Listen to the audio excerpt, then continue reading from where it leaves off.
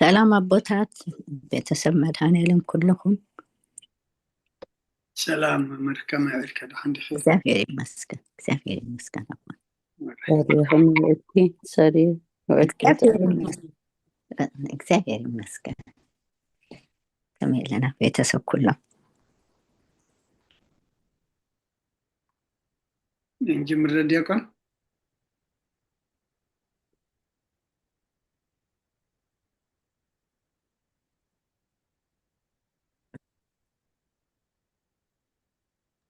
ጀሚራል አቦና አራይ ስማ አብ ወልድ ወመንፈስ ቅዱስ አሐዱ አምላክ ወቅድስት ሥላሴ እንዳምን ወጥማጽን እከዳ ከሰይጣን በቅድመ ዛትም የቅዱስ ቤተ ክርስቲያን ተይት ስሜ ማርያም ጽየን ለዓለም ወለዓለም ዓለም ናክተ ከጅን ጽባከ እንባርከ ከጅን ታምነከ ንስእለከ እዚዮና ሰበቃ ከንገነከ እዚዮን ከንለስም ከቅዱስ ሰግልከ እዘለከ ሰግድ ኩል ብርክ ወለከ ይትቀነይ ኩሉ ልሳን አንተ ውእቱ አምላክ አማልክት ወጂያጋስ ወንግሰ ንገስ አምላክ አንተ ለኩሉ ዘስጋው ለኩላ ዘነፍስ ንጽዋ ከነነ በከመ መሐረን ቅዱስ ወልድከ እንዘ ይብላ አንተ መሰሰበት ጸልይ ከመ ዝበሉ ቅዱስ ቅዱስ ቅዱስ እግዚአብሔር አምላክና ዝነበርካ ዘለኻን ኩሉ ሕሊፍካ ድማ ንዘለዓለም ዓለም ትነብር ካብ ምስራቅ ክሳብ ምዕራብ ካብ ሰሜን ክሳብ ደቡብ ስምካ ንዘለዓለም ዓለም ተመስገነ ይኹን። ስለ አምላክነትካ ስለ ፈጣሪነትካ ስለ ጎይትነትካ ስለ ንግስነትካ ስለ መለኮትነትካ ቅዱስ እግዚአብሔር አምላክና ነኽብረካ ነመስግነካ ነገልግለካ ንግዛእካ ፍግም ኢልና ድማ ንሰግደልካ ሰዓት መዓልቲ ዝባረካልና ንስኻኻ እሞ ሰዓት ዛምሸት እዚኣ ድማ ባርከልና ጉባኤና ብንማ ብሰላማ ጀሚርካ ብሰላማ ፈፅመና እንጾሞ ዘለና ጾም ድማ አምላክና ናይ በረኸት ናይ ረድኤት ጾም ግበረልና ስኻ ትሪኦ ስኻ ትቕበሎ ስኻ ትፈትዎ ጾምን ጸሎትን ክኾነልና አምላክና ንስኻ ሓግዘና መዓዝ ዘቁርር ምሕረት ዘውርድ ኩሉ ኩነታትና ዝልውጥ ግበረልና ወደ ተወሳኢናኻ ብርሃነ ትንሣኤኻ ድማ ብድሓነ ሰላም ኣብፅሓና ኣብ ሕማም ዘለው ፈውስኻ ኣብ ሓዘን ዘለው ምፅንና ፀሚኦም ዘለው ኢደካ ኢድ በረኸት ዘርግሓሎም ተጨኒቆም ዘለው ርህወሎም ተኣስሩ ተሓልና ወፈሩ ድሓን የትወልና ገሹ ድሓን ምለሰልና ኣብ ፀባን ዘሎ መሰሮ ፍጠረሎም ወለድናዮም ኩሎም ባሪካ ቅዲስካ ዕብየልና በረኸታት ዴና ቅድስት ድንግል ማርያም ክፈለና ብኢድ መላእክትካ ሓልወና ከምቲ ሐዋርያት ዝመሃርካዮም ኣብ ሰማያት ትነብር ኣቦና እንዳበልና ንፅዋዕካ ኣለና ሰማያት ትነብር ኣቦና ስምካ ይቀደስ መንግስትኻ ትምጻእ ፈቃድካ እንተ ኣብ ሰማይ ከምኡ ድማ ምድሪ ይኹን ዕለት መግብና ዓለም ሃበልና ንሕና ንዝበደሉና በደሎም ከም ዝሓደግናሎም በደልና ንኣስና ደገልና ካብ ክፉእ ኣድሕነና እምበር ኣብ ፈተና ይተእትወና መንግስትን ሓይልን ክብርን ንዘለዓለም ናትካ ኢሞ ኣሜን። ኦ እግዝእቴ ማርያም ብናይ ቅዱስ ገብርኤል መልአክ ሰላምታ ሰላም ለክለኹ ብሕሊና ከደንገል ይኸ ብስጋኹን ደንገል ይኸ ኣደ እግዚአብሔር ፀዋዕት ጎይታ ሰራዊት ሰላም ለክለኹ ንስኺ ካብ ኣንስቲ ብርክቲ ኢኸ ፍረ ከርስኹም ብርኽ እዩ። ኦ ምልተ ጸጋ እግዚአብሔር ምሳኺ እዩ። ኦ ፍስሕቲ ደስ በልኪ ኃጢአትና ሰሪየልና ነፍቲ ወድኺ ኢየሱስ ክርስቶስ ምእንታና ምሕረት ለምንልና አሜን። ፍትሐዊ ስርይ ጊዜና አምላክን ወዳነ ኢየሱስ ክርስቶስ ከኒጋ ጋና ስራያት ያድምሳት ያበሰ ወልዱ ለግሩ ከሲያተ ብርሃን አንቱም አብየ ካህናት ወአብየ ዲያቆናት ወሮን ሳይርጎ ህፃናት በበስምክሙ ኩኑ ፍትሐነውን ንጻሕን ረሽያደስ ኩሉዋን ሰማያት እዚዮ መሃረነ ክርስቶስ መልዓሰት ተኸልተ እዚዮ መሃረነ ክርስቶስ እዚዮ መሃረነ ክርስቶስ እዚዮ መሃረነ ክርስቶስ እዚዮ መሃረነ ክርስቶስ እዚዮ መሃረነ ክርስቶስ እዚዮ መሃረነ ክርስቶስ እዚዮ መሃረነ ክርስቶስ እዚዮ መሃረነ ክርስቶስ እዚዮ መሃረነ ክርስቶስ እዚዮ መሃረነ ክርስቶስ እዚዮ መሃረነ ክርስቶስ እዚዮ መሃረነ ክርስቶስ ከምኡውን በእንተ እግዝእትነ ማርያም መሃረነ ክርስቶስ መልዓሰት ተኸልተ በእንተ እግዝእትነ ማርያም ክርስቶስ በእንተ እግዝእትነ ማርያም ክርስቶስ በእንተ እግዝእትነ ማርያም መሃረነ ክርስቶስ በእንተ እግዝእትነ ማርያም መሃረነ ክርስቶስ በእንተ እግዝእትነ ማርያም ክርስቶስ በእንተ እግዝእትነ ማርያም መሃረነ ክርስቶስ በእንተ እግዝእትነ ማርያም መሃረነ ክርስቶስ በእንተ እግዝእትነ ማርያም ክርስቶስ በእንተ እግዝእትነ ማርያም ክርስቶስ በእንተ እግዝእትነ ማርያም መሃረነ ክርስቶስ በእንተ እግዝእትነ ማርያም መሃረነ ክርስቶስ በእንተ እግዝእትነ ማርያም መሃረነ ክርስቶስ ናይ ድቃት ጸሎት እዛ ሰዓት እዚኣ ምንባር ስጋ ጎይታና ኢየሱስ ክርስቶስ ኣብ መቃብርን መፈፀምታ ሰዓት መዓልትን እያ። ከምኡውን ድቃስ ኣምሳል መስለ ዝኾነ ከም መወዳእታ ግዜ ዕድመ ሰብ ትቁፀር ናይ ምስጋና ጸሎት ሰናይ ነገርን ዝገበረልና ይቕረ በሃሊ እግዚኣብሔር ኣቦን ጎይታና ኣምላኽና መድሓኒና ኢየሱስ ክርስቶስ ነመስግኖ ኣለና። ሰዊርናን ረዲእናን እዩ ሓሊውናን ኣቕሪብናን ተቐቢልናን ተማቒውናን ኣፅኒሕናን ክሳብ እዛ ሰዓት እዚኣ እውን ኣብፅሒና እዩ። ሕጆም በዛ ቅዱስ ስዕለት እዚኣን ብኩሉ ዘመን ሂወትናን ፍጹም ሰላም ክሕልወና ኩሉን ዝሕዚ እግዚኣብሔር ኣምላኽና ንልምኖ ኣለና። وقويتنا زيابير كل التحز أبون قويتنا أملخنا مدحنا يس كريستوس لعلو كل قبرن من كل قبرن أو كل قبرن نمسكنك كالنا سلا سور كانان زردا خنان زحل خنان نبخاون سلا زقرب كانان تقبل كانان سلا زعو كانان زدنا خنان سعد ياون سلا زبصح خنان نمسكنك وقويتا يقرب لنا ومفكر سب سلا زنلب منك كالنا كم محرت كون دلنا إذا قدس على زي عن كل زمن وثنان ناخاب فراب بفصم سلام كم بتصم هبلنا كل قناتن كل مكران حبون قورن زخون كل قبر سيطانين مخوف عصبات من العل سلان أقويتا كبارح كاب كل حزب خاون أرح كاب زرياب زلنا يبوتاون أرح تعمن زحيشن أزلنا تمانين عن كربيتن كل حال سلان كرنق سلطان ذهب كنا نسخاخم كاب كل خفاء دحننا بالهنا برنا فتنا يتأتونا هذا ودخا قويتنا أملقنا مدحنا يس كريستوس من تفرق سبيل وزقورة محرتني القرتان بساقا معرم حوم زغانا منفس قدسن بسقانا صنعتن بؤذر لكان زل علم أمين نين السحا مزمور حمسان حدن وأملاك كم سالقا محرني كم تعبير لها غابة ساي دمسس كم أبا ساي تصبيك حسبني كم حتياتي وين أتريني أنا أبا ساي فلت ألقمو حتياتي كل جزيب كن مأيو زربا خاص عد فرد خانس وان كاتر كبسا أنا خاطر بدلكو أبقى ميخا أكاي قبركو نوبا بسات ولدكو نيكا بحتيات أنا ستأني نون حق أوشتي خاطر اليو أبعون تهم مهرني انت غصار سمع زات ريني خبرك صعدو صبني تنزغت كتغير عصم تحقو ساس بحتان حقو سنة اسمعني كزكها بحتياتي كولو نبزل عوسايون دمسسو وأملاق صوري اللي بفطر اللي كنا منفس كاوشتي حدث كاب قد كاي دربيني حقوس مرحان كامل سلي فقادنيا منفسون دقفني مقد خان مفرس غمرم إيه حتى أنا بخاكم اللسو إيوم وأملاق مرحاني كاب أدام أنك فني لساني صدق هالو الكتب له إياه ويتي أفاي مسقانا خنا قرس خنا فريكفت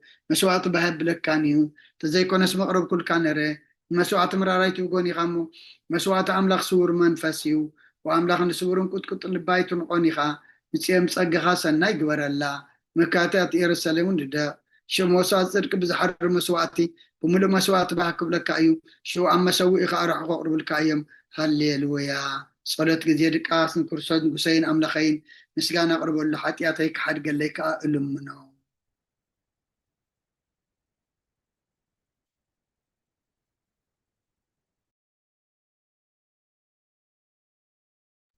مثال هذا يكون ቃለ ሕይወት የስማዓልና ያሬታ አቦና ብቀሽ ወለን ዛይ መዝሙራዊት ምዕራፍ 130 ማማ ብረይ መዝሙራዊት ምዕራፍ 131 ማማ ሳራ መዝሙራዊት ምዕራፍ 132 ማማ ትምኒት መዝሙራዊት ምዕራፍ 133 ማማ ሙሉ መዝሙራዊት ምዕራፍ 134 مثال شعاتنا أنا أصل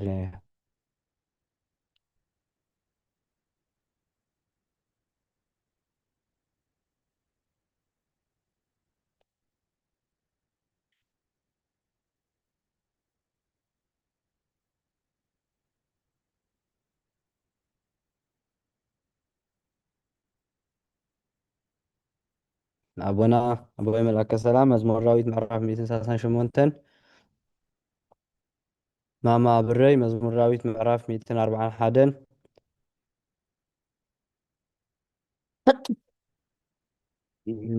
مزمور ماما سارة مزمور راويت معرف 242 ماما تمنيت مزمور راويت معرف 246 ماما ملو مزمور راويت معرف 247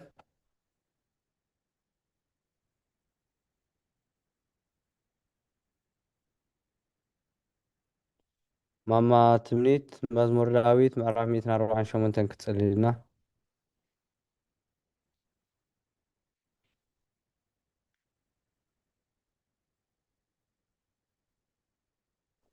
ዲያቆኔ አነ ድኸንብባ አለሁ እሺ አረጋጋ ሃሌሉያ እግዚአብሔር ካብ ሰማያት አመስግንዎ ኣብ ኣርያም አመስግንዎ ኩልኩም መላእኽቱ አመስግንዎ ብዘለኹም ሰራዊቱ አመስግንዎ ኣተን ፀሓይን ወርሕን አመስግንዎ ኣቶም ብርሃት ከዋክብቲ አመስግንዎ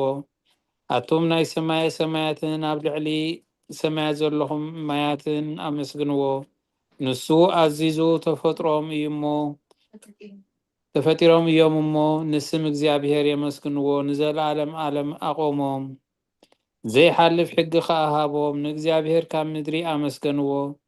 أتوم قبلات بحرين معامقين كلكم أتوم حاو بردين أسعيتان قمن قالوا التسلط بوبلان أتوم أخرانن كربيتن كلكم فريتا أوامن صحدتاتن كلكم أراويتن كلاتكم انسسالم متبلو نفرت أعوافن نجستات مدرن كلاتكم أحزاب من مسافتن كلاتكم فرت مدرن أقوابزن قرازتن عبيتي مسناشتو سمو بين العليو قرماو أبلع لسماين مدرن يمو نسم እግዚአብሔር يمسكنوه نهزبون كرني العالة سلازي كلهم قدسانو دك إسرائيل اتزقربوز هزبي يمسكنو الله هاليلويا هاليلويا آمين هللويا إيه يا هابلنا قال هو تسمعنا بايك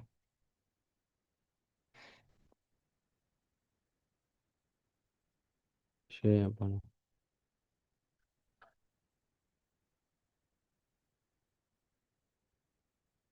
أبونا ميتيهم زر لهم ميبي أميركم طبعا ቅዱስ እግዚአብሔር ቅዱስ ኃያል ቅዱስ ሕያው ዘይመውት ወንጌል ሉቃስ ምዕራፍ 2 ካብ ቁጥሪ 25 ክሳብ 32 እንሆ ድማ ብኢየሩሳሌም ስምዖን ዝበሃል ሰብኣይ ነበረ እዚ ሰብኣይ ዝጻድቕ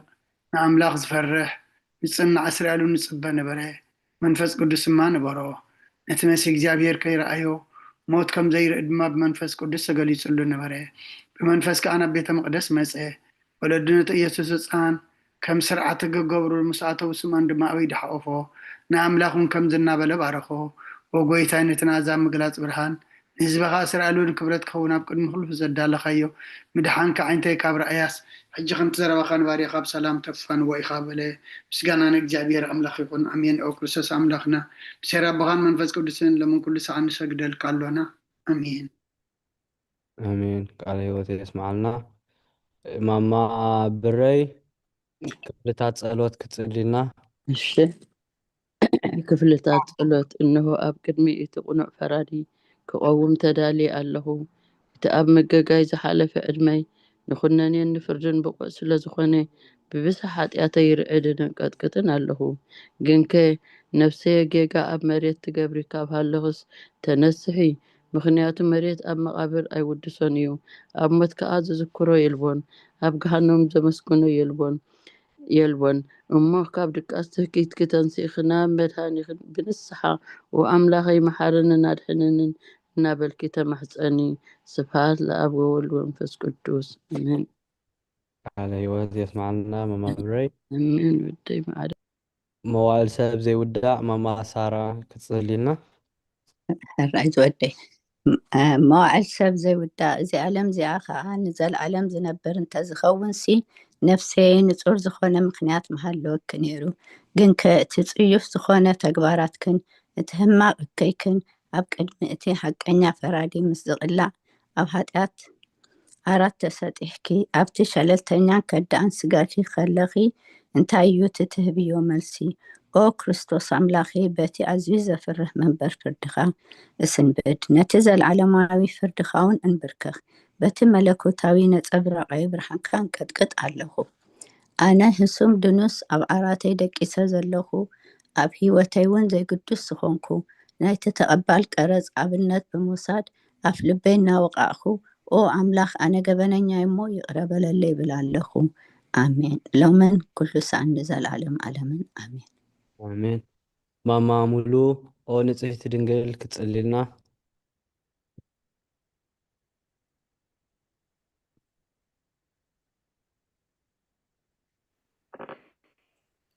ما وعدكم كلكم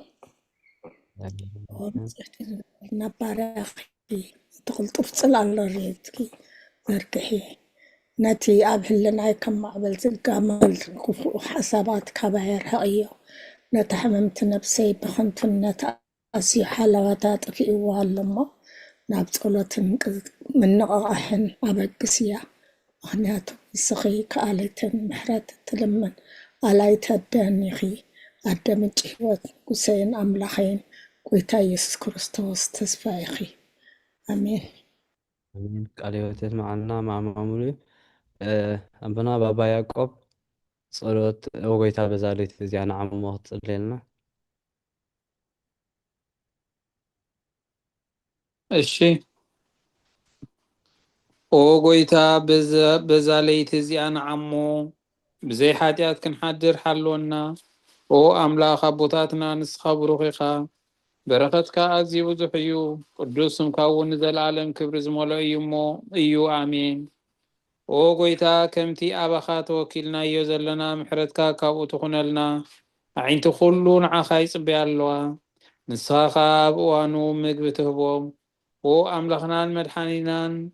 ኦ ተስፋ ኩላ ወሰናት ምድሪ ስምዓና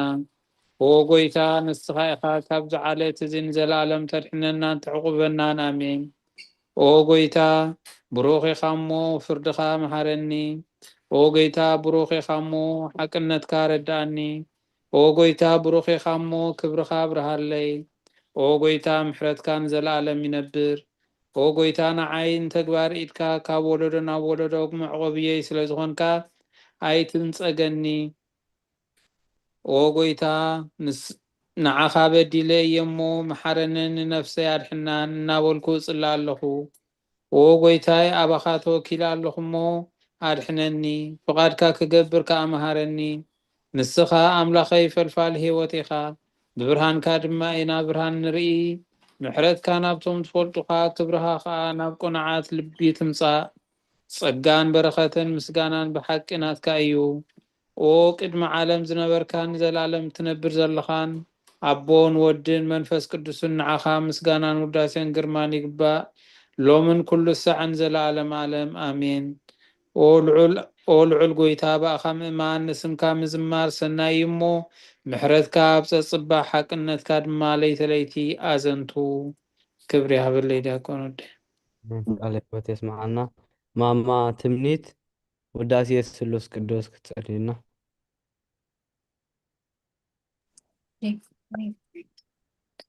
ውዳሴ ስሉስ ቅዱስ ቅዱስ እግዚአብሔር ቅዱስ ኃያል ቅዱስ ሕያው ዘይመውት ካብ ቅድስት ድንግል ማርያም ዝተወልደ መሐረና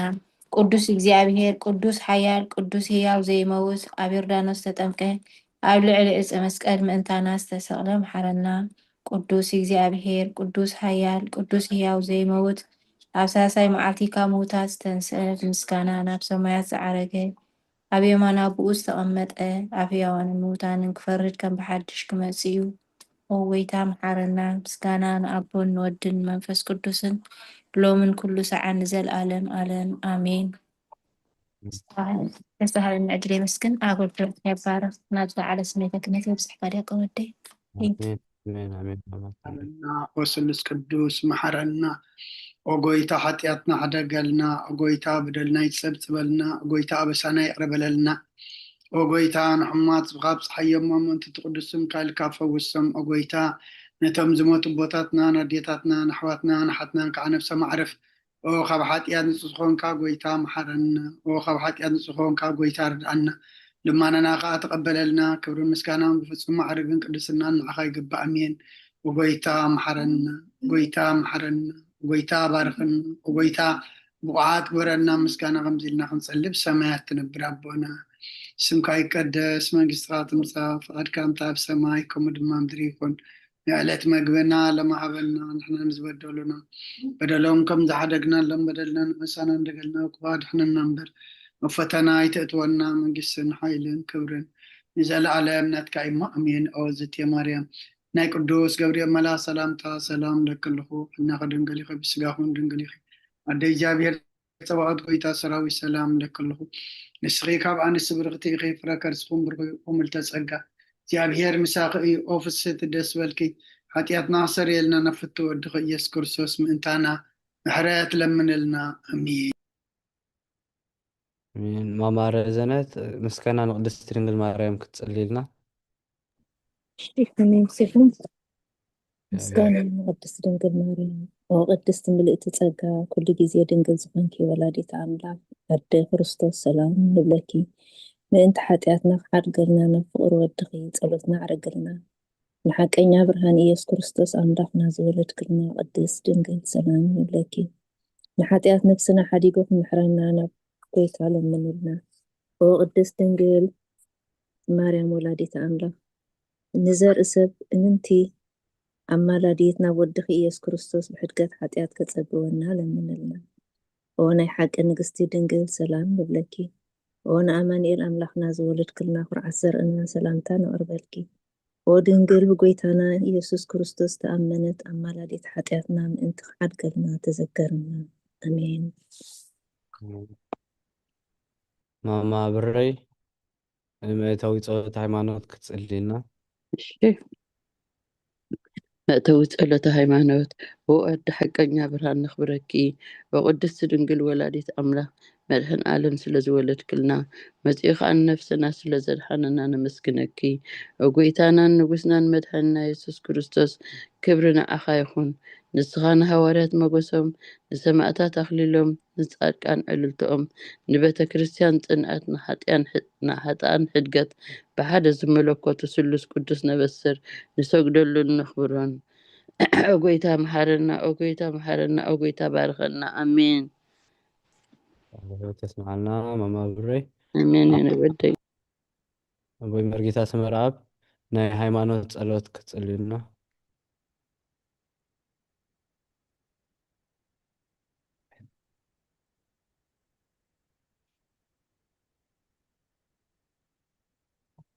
ቃል ህይወት ይስማዓልና ናይ ሃይማኖት ጸሎት ኩሉ ብዝሓዘ ሰማይን ምድርን ዝረአን ዘይረአን ብዝፈጠረ ብሓደ እግዚኣብሔር ኣብ ንኣምን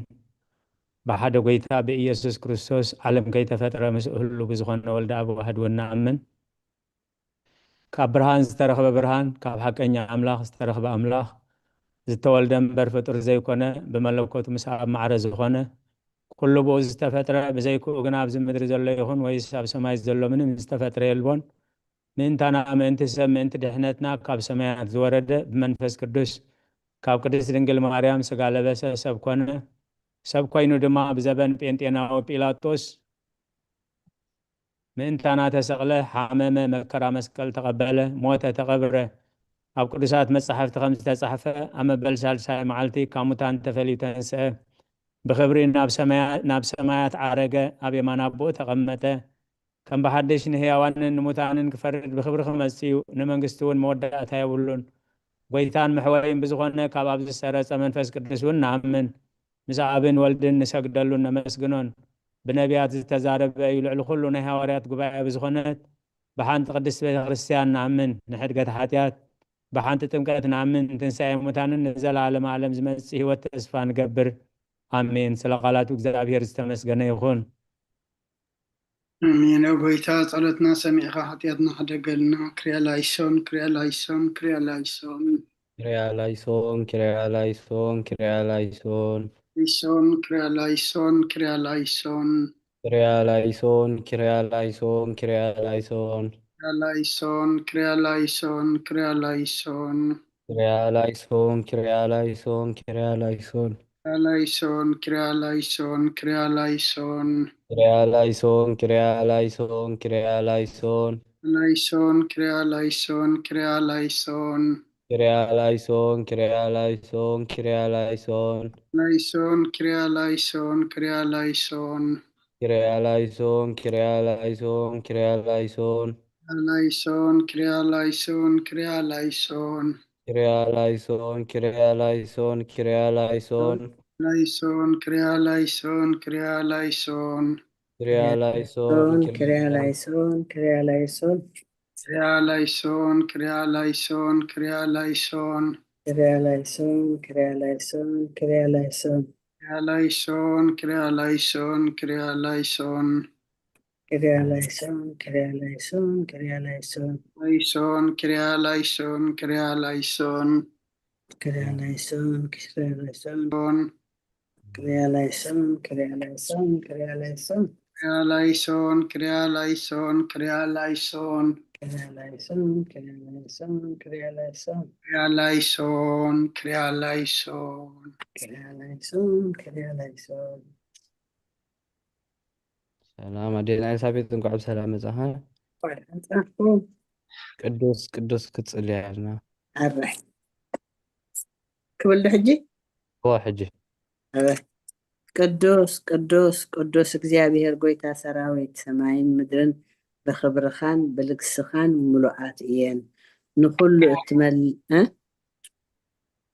ሰምዑኒ ዘለኹም ወይ ከይዳዳ ተኮይና ንዕባ ጠፊኣ ኣይሰማዕና ኣሎ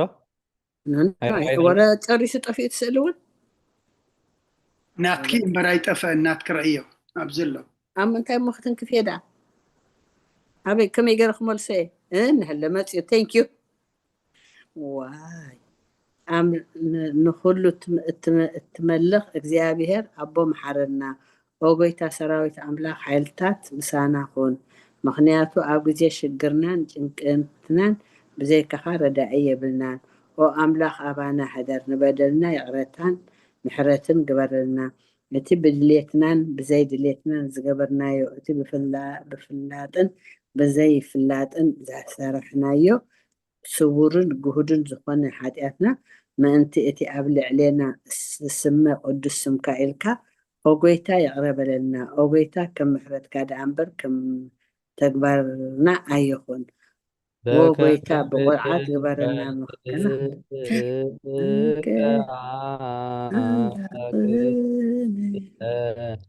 ዋኮበከ ማበሳነ በከመ ምሕረትከ አምላክነ ዋኮበከ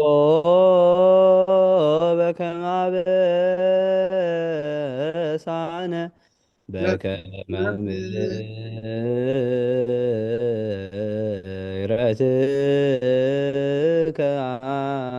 አምላክነ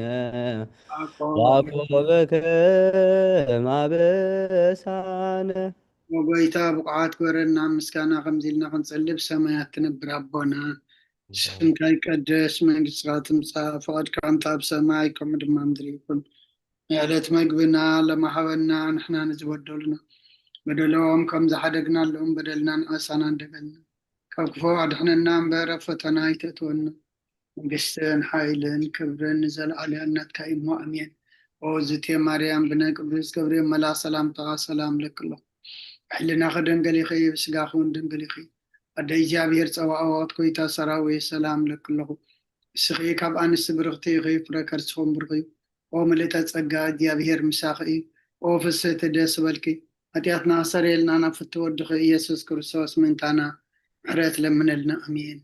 ናይ ንስሓ ጸሎት ኦ ጎይታ ኣብዛ መዓልቲ እዚኣ ኣብ ቅድሚኻ ኣብ ተግባርኩም ብቓል ሓሳብኹም ብኩሉ ዋሳትና ዝሓጣናዮ ንስኻ ርሑሩሕን መፍቀር ሰብን ስለ ዝኾንካ ምእንቲ ትቅዱስ ስምካልካ ተዓረቐና ንሕደገልና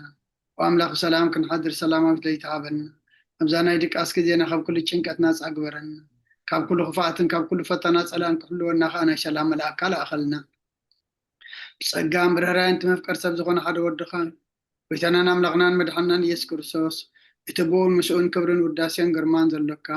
ማዕሪኻ ምስ ዝኾኑ ዋሂቦት መንፈስ ቅዱስን ምስጋና ይግባአካ ሕጂ ንዘለዓለም ዓለምን ኣሜን ትሕነርሶ ከፍ ሰዓት ዝጸለይ ጸሎት ኦ ጎይታ መሓረና ምሕረትካ እውን ኣብዝሓልና ኦ ኣብ ንግሶ ከፍ ሰዓትን ግዜን ኣብ ሰማይን ኣብ ምድርን ክብረት ስገለልካ ክርስቶስ ምን ኣምላኽና ብዓነውየ ትዕግስትን ብዙሕ ምሕረትን ብሰናያት ተመልኣኻ ርሑሩሕን እቶም ኣነ ዝቐዳማዮም ሓጢአተኛታት ትምሕር ንሓጥቢ ንስሓ ተመሊስ ብሂወት ክነብር እምበር ሞት ዘይትደሊ ምንቲ ዝፅበዮም ዘሎ ተስፋ ሰማያት ክረኽቡ ንኩሎም ናብ ድሕነት እትዕድም ኦ ጎይታ ኣብዛ ሰዓት እዚኣን ኣብ ኩሉ ሰዓታትን ልማናና ተቐበል ህይወትና ኣቃናዕልና ትእዛዛትካ ክንገብር ምርሓና መንፈስና ቀድስ ስጋናን ሓሳባትና ነንፅህ ትምኒትና እውን ስመር ሕማምና ፈወስ ሓጢአትና ሃደገልና ካብ ኩሉ ክፉዕ ሓዘንን ስቅያትን ብርድኣና ህልውናኦም ክንዕቀብ ብቅዱሳን መላእክትኻ ሓልወና ናብ ውህደት እምነት ከነምርሕ ምእንቲ ናብቲ ዘይምርመርን ዘይውሰንን ፍልጠትካ ክንበፅሕ ዓድለና ንስኻ ንዘለኣለም ብሩኽ ኢኻ ኣሜን ኦ ጎይታ ብቑዓት ግበረና ምስጋና ከምዚ ኢልና ክንፅሊ ብሰማያት ትነብር ኣቦና ብሰማያት ትነብር ኣቦና ስምካ ይቀደስ መንግስትኻ ትምፃእ ፈቃድካ እንተ ኣብ ሰማይ ከምኡ ድማ ምድሪ ይኩን ንዕለት መግብና ለማሃበና ንሕና ንዝበደሉና በደሎም ከም ዝሓደግናሎም بدلنا نعوسنا دقلنا كفاد احنا ننبر فتنا يتأتونا من قسن حيلين كبرين نزل على امنات كايما امين ووزت يا مريم ناي قدس كبريل ملا سلام تا سلام لك له حنا غدن قلي خي بسقاهون دنقلي خي قدي جابير صوات قويتا سراوي سلام لك له اسغي كابا انس برختي خي تركر سغم برخي امل تسقا جابير مساخي يوفستي سيبالكي حتياتنا سري لنا نفت ودغي يسكرساس منتانا حرات لمن لنا امين كبرنا مسقانا ان املاخ يكون جابير قبلوك جابير سمعنا ترفق زيادما املاخ يبارك لنا امين امين قال تسمعنا ابونا እሺ ናብዚ ግዜ ዘብፅሓና ኣምላኽ ክብርን ምስጋናን ይኹኖ ኣብ ዝሓለፈ ሰሙን ሃይማኖት ኣበው ናይ ቅዱስ ቄርሎስ ምዕራፍ 73 ክሳብ ክፍሊ 19 ቁፅሪ 43 ርኢና ነርና ሕጂ ከዓ ሃይማኖት ኣበው ናይ ቅዱስ ቄርሎስ ምዕራፍ 73 ክፍሊ 20 ካብ ቁፅሪ 44 ክንንብብ ኢና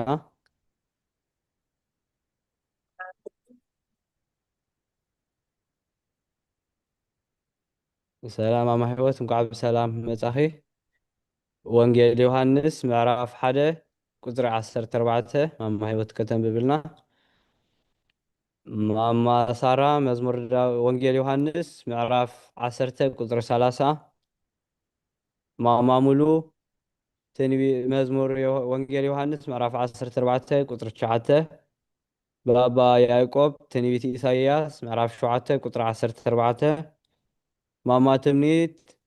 ኦሪት ዘዳግም ምዕራፍ 18 ቁፅሪ 18 ማማ ረዘነት ኦሪት ዘፍጥረት ምዕራፍ 49 ቁፅሪ 10 ከተንብብን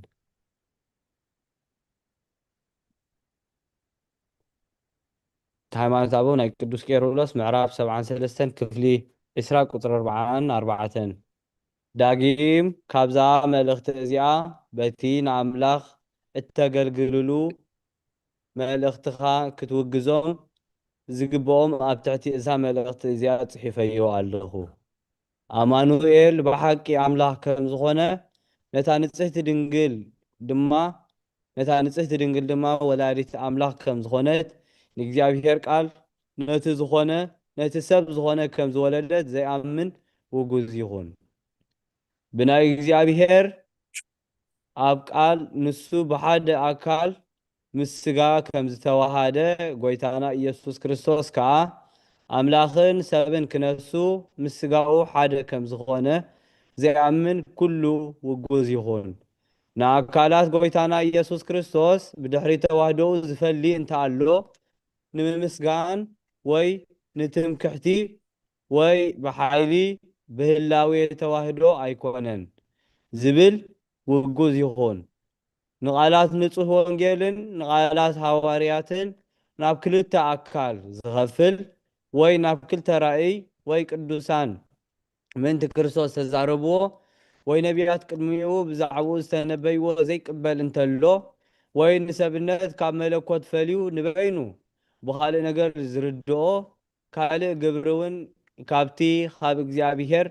ኣብ ዝኾነ ቃል ከም ዝሕባእ ገይሩ ዝርድኦ እንተሎ ውጉዝ ይኹን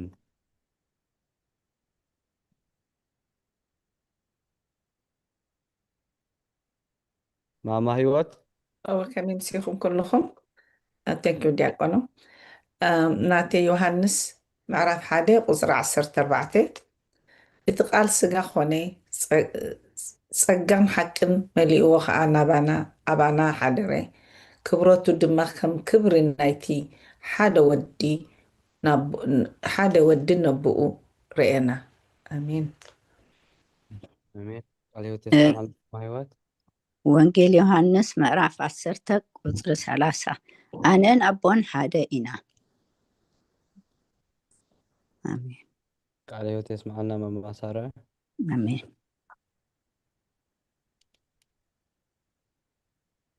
ማማ ሙሉ ወንጌል ዮሐንስ ምዕራፍ 14 ቁጥሪ 9 مثلا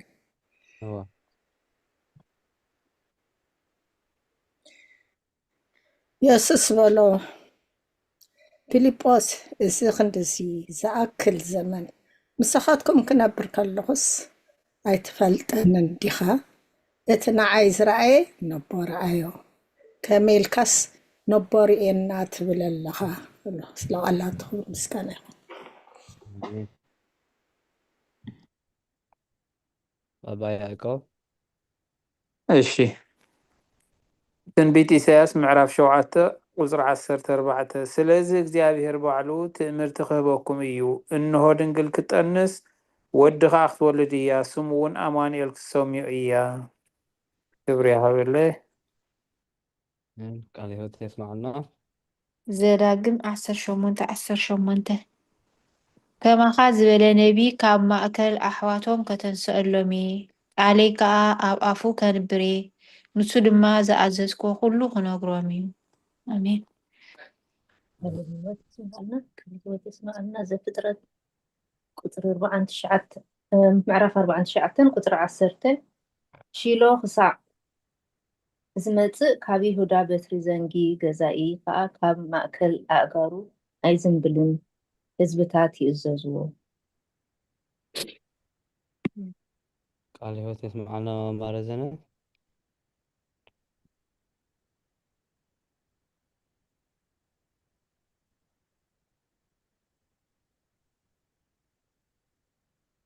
አቦና ቦይ መርጌታ ስምራብ ዕብራውያን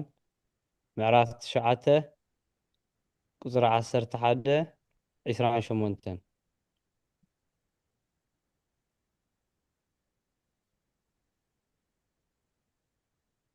ቁፅሪ 47 ንክርስቶስ እግዚአብሔር ዝሓደሮ ሰብ እዩ እምበር ናይ ብሓቂ ኣምላኽ ኣይኮነን ክብሎ ዝደፍር እንተሎ ወይ ከዓ ንሱ ወልድ ዋህድ ብህላዌ ቃል ሰብ ዝኾነ ከማና ስጋን ነፍሲ ዝተዋሃደ እዩ ዘይብሎ ውጉዝ ይኹን ካብ ኣብ ዝተወልደ እግዚአብሔር ቃል ንክርስቶስ ኣምላኹ እዩ ወይ ጎይታኡ እዩ ዝብሎ ከምቲ ብመጽሓፍ ዝተባህለ እቲ ቃል ሰብ ኮይኑ እዩ እሞ ባዕሉ ኣምላኽን ሰብን ሓደ እዩ ዘይብል እንተሎ ውጉዝ ይኹን እግዚአብሔር ቃል ኢየሱስ ኣብ ዝበሃል ሰብ ሓዲሩ ግብሩ ይገብር ብሕድረት ከዓ ናይ ሓድነት ክብሪ ሃቦ ንሱ ግና ካብ እግዚአብሔር ቃል ፍሉይ እዩ ዝብሎ እንተሎ ውጉዝ ይኹን ነቲ ምስኡ ክምስገን ኢሉ ምስ እግዚአብሔር ናብ ሰማይ ዝዓረገ ሰብ ደፊሩ ንስገደሉ ዝብል እንተሎ ወይ ምስኡ ኣምላኽ ክስመ ከምቲ ሓደ ምስካላዩ ገይሩ ኩሉ ሰዕ ተወሳኺ ዝገብሮ ነዚ ክብሪ እዚ ድማ ናብኡ ዘብፅሕ ግናኸ ንኣማኑኤል ነቲ ሰብ ዝኾነ ቃል ብሓንቲ ስግደት ዘይሰግድ ውጉዝ ይኹን ነቲ ሓደ ጎይታና ኢየሱስ ክርስቶስ ብረድኤቱ ተኣምራትን ሓይልን ኣደናቂ ነገራትን ክገብር ካብ መንፈስ ቅዱስ ከበረ ዝብሎ ርኩሳት መናፍስቲ ንምውፃእ ሓይልን ምግባርን ካብኡ ይቕበል ኣብ ሰብ ድማ ናይ ኣምላኽ መንክራት ይፍጽም ዝብሎ መንፈስ ቅዱስ ናይ ህላዌው እዩ ዘይብሎ ንሱ ንባዕሉ ሓይሊ ኣምላኽነት ከም ዝገብር ዘይኣምን ውጉዝ ይኹን ቁጥሪ 50 ቅዱስ መጽሓፉን ክርስቶስ ሐዋርያን እናኣምኖ ሊቀ ካህናትን ኮይኑ ገዛ ርእሱ ምእንታና ንጹህን ሕሩይን ዕጣን ንእግዚአብሔር ኣብ ኣዕረገ ይብል ስለዚ ቃል ንሱውን ካብ እግዚአብሔር ዝኾነ እዩ እሞ ሐዋርያን ሊቀ ካህናትን ዝኾነ ንሱ ኣይኮነን ዝብል ስጋን ነፍስን ተዋሂዱ ከማና ሰብ ኣይኮነን እንታይ ደኣ ካልእ እዩ ካብ መለኮት ፍሉይ ዝኾነ ሰብ ካብ ሰበይቲ ተወልደ ዝብል ወይ መስዋዕቲ ዘዕረገ ምእንቲ ገዛእ ርእሱ ንበይኑ እዩ እምበር ምእንታና ኣይኮነን ዝብል ውጉዝ ይኹን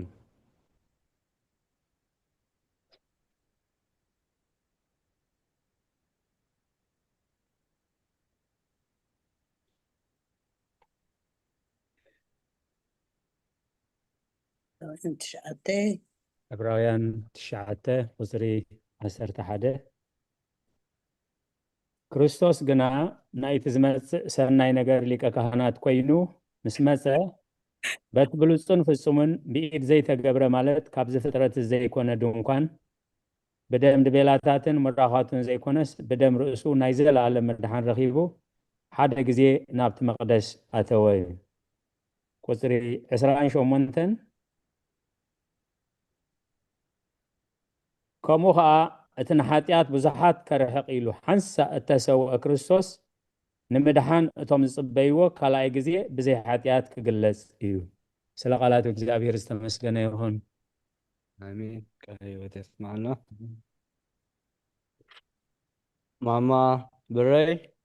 ትንቢት ኢሳያስ ምዕራፍ 53 ቁጥሪ 9 ማማ ሳራ ወንጌል ዮሐንስ ምዕራፍ 8 ቁጥሪ 46 ማማ ሙሉ ቀዳማይ መልእክቲ ጴጥሮስ ምዕራፍ 2 ቁጥሪ 22 ቁጥሪ 51 ጎይታና ግና ኃጢአት ስለ ዘይፈለጠ ከቶ ምእንቲ ገዛ ርእሱ መስዋዕቲ ክዕርግ አይደልን እዩ። ከመይ ንሱ መስዋዕቲ ዝቕበል አምላኽ እዩ። ስጋ ጎይታና ኢየሱስ መሕወይን መድሓንን ምዃኑ ነቲ ካብ እግዚአብሔር ኣብ በይኑ ዝተወልደ ነቲ ካብ እግዚአብሔር ኣብ በይኑ ዝተወልደ ቃል ስጋኡ ምዃኑን ዘይኣምን እንተሎ ግና ካብኡ ካብ ቃል ዝተፈልየ እዩ ብምባል ካልእ ዝገብሮ ውጉዝ ይኹን።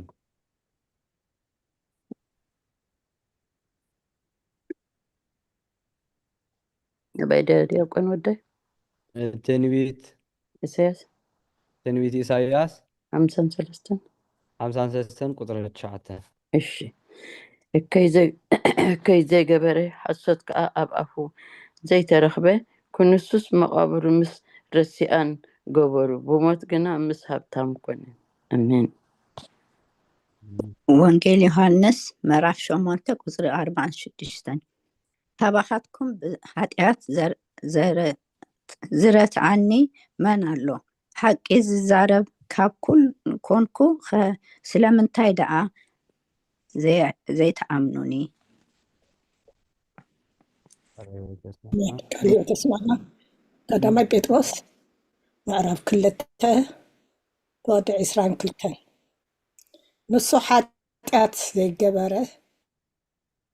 እንከሉ እውን ኣብ ኣፉ ዘይተረኽበ አሜን። ስለ ቃላት ክብሪ ምስጋና ይኹን።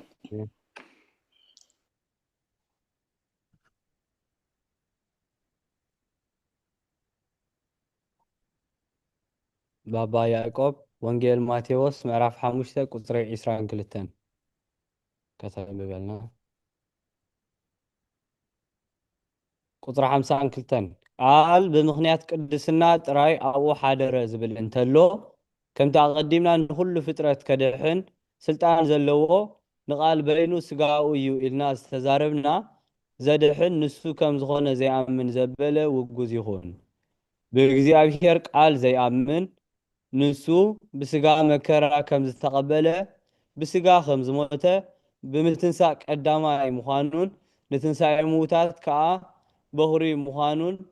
ዘይኣምን እንተሎ ውጉዝ ይኹን። ንሕና ግና ባዕሉ ከም ዝተንሰ ኢና ንብል። ንሱ ድማ መድሓኒ ኣምላኽ እዩ። ኣታ ንኣምላኽ እትፈርሕን ኣገልጋሊውን ብጸሎትካ ክትዝክረንን ክትድሕንን እጽሊ ኣለኹ። ሃይማኖት ኣበው ናይ ቅዱስ ቄርሎስ ምዕራፍ 74 ክፍሊ 21 ቁጥሪ 1 ዳግም ናብ ንስጥሮስ ካብ ዝፀሓፎ ካብዛ መልእኽቲ እዚኣ ከምዚ በለ ብጉለተይን ኣባኻ ብዘሎኒ ፍቕርን ኣብቲ ኣምላኻዊ መልእኽትኻን ዝሓምዩ ዓበይቲ ሃገር ኣለዉ። ኣነ ከም ዝተረዳኽዎ ነዚ ዝገብርዎ ብዙሕ ግዜ ናባኻ ኣብ ዝተጋብኡሉ እዩ። በዚ ከም ዘሐጐሱኻ ድማ ይሓስቡ ብዘረባ ከም ዘሐጕሱኻ ድማ ይሓስቡ ብዘረባ ዕሽነት እውን ይዛረቡ። እዚኣቶም ንኹነኔ ድልዋት እዮም እንተበልና ኣይገፋዕናዮምን። ፍቕሪ ብጻይ ስለ ዘጉደሉ እንተዘለፍዎም እኳ ንድኻታትን ንዕውራትን ስለ ዝበደለ ይብሉ። ነደይ ብሰይፊ ቀተለ ዝብል እውን ኣሎ። ካብ ነጋዳይ ወርቂ ክረውሓሉ ኢለ ወሰድኩ ኣገልጋሊኡ ከዓ ካባይ ሰረቐ ዝብል እውን ኣሎ። ብኩሉ ዘመን ህይወተይ በዚ ከምዚ ዝበለ ጉድለት ከም ዝነብር ተዛረቡ።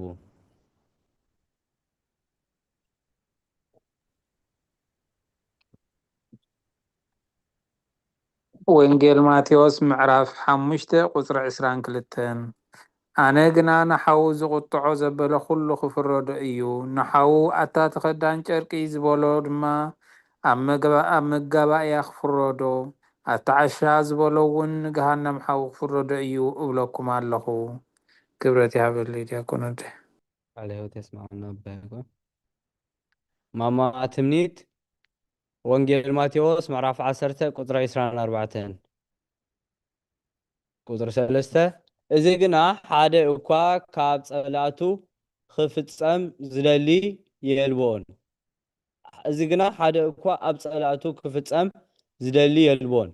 ንዓይ ግና እዚ ነገር እዚ ምእንቲ ካብ ጎይታይን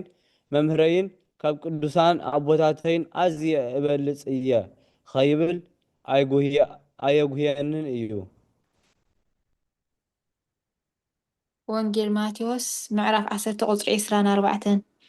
ተምሃሪ ካብ መምህሩ ጊላውን ካብ ጎይትኡ ኣይበልፅን። ቃለ ሕይወት የስማዕና ማማትኒ ኣዴና ኤልሳቤጥ ዕብራውያን ምዕራፍ 4 ቁጥሪ 13 ማማ ህይወት መዝሙር ዳዊት ምዕራፍ 14 ቁጥሪ 5 ኣቦና ቦይ መርጌታ ሰመራብ ሮሜ ምዕራፍ 3 ቁጥሪ 14 ቁጥሪ 4 ብእኩይ ናብራ ክነብር ዝደሊ ሓደ እኳ የልቦን። እዚኣቶም ግና ዘረባኦም መሪርን መርገም ዝመልኦን እዩ እሞ ንሳቶም ነቲ ንኩሉ ዝፈርድ መልሲ ክህብዎ ኣለዎም።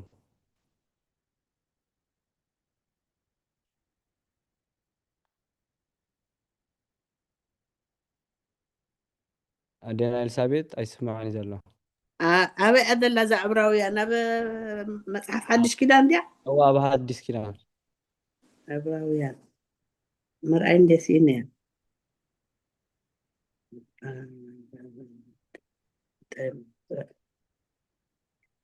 እንሃትለ ረኺበ ያ ሕራይ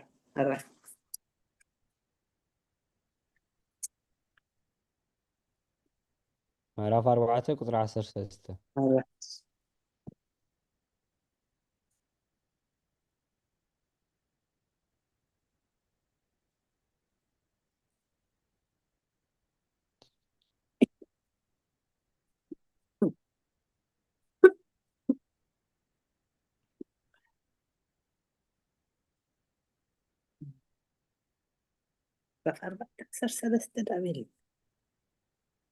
ዕብራውያን ምዕራፍ 4 ቁጥሪ 13 እሺ እንከለወኒ ኩሉ ነገር ቅኑዕ ኣብ ቅድሚ ዓይኑ ከዓ ስጡሕ እዩ እምበር ካብ ኣምላኽ ዝሕባእ ፍጡር የልቦን። ንኡ ከዓ ኢና ዘብፀብፀብ እንህቦ ተቐኒለይ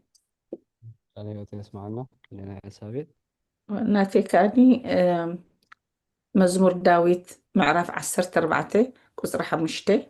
እግዚኣብሔር ኣብ ወለዶ ጻድቃን እሞ እንሆ ዓብይ ፍርሓት ሒዝዎም። ኣሜን።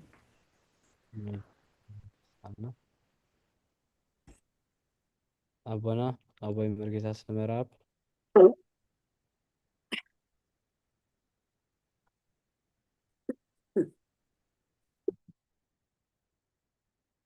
ቃላቱ እግዚአብሔር ዝተመስገነ ይሁን። ሮሜ ምዕራፍ 3 ቁፅሪ 14 ኣፎም መርገምን ምርን ሙሉእ እዩ። ቃለ ሕይወት የስማዓልና የሬታ ማማረዘነት ወንጌል ማቴዎስ ምዕራፍ 18 ቁጥሪ 6 ክሳብ 10 ሓሊፈ ክፀኒሕ ቁፅሪ 5 ኣነስ ሕጂ ዳግም ተመሊሰ ከምቲ ዝግባአኒ ሃይማኖት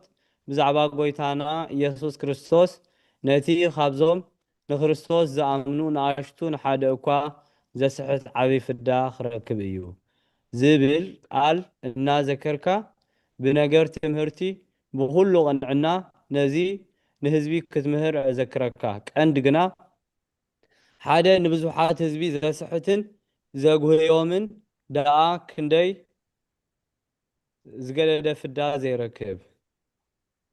ወንጌል ማቴዎስ ምዕራፍ 18 ካብ 6-10 ካብዞም ብኣይ ዝኣምኑ ንኣሽቱ ንሓደ ዘስሕት ግና መጥሓን ኣድጊ ኣብ ክሳዱ ተኣሲሩ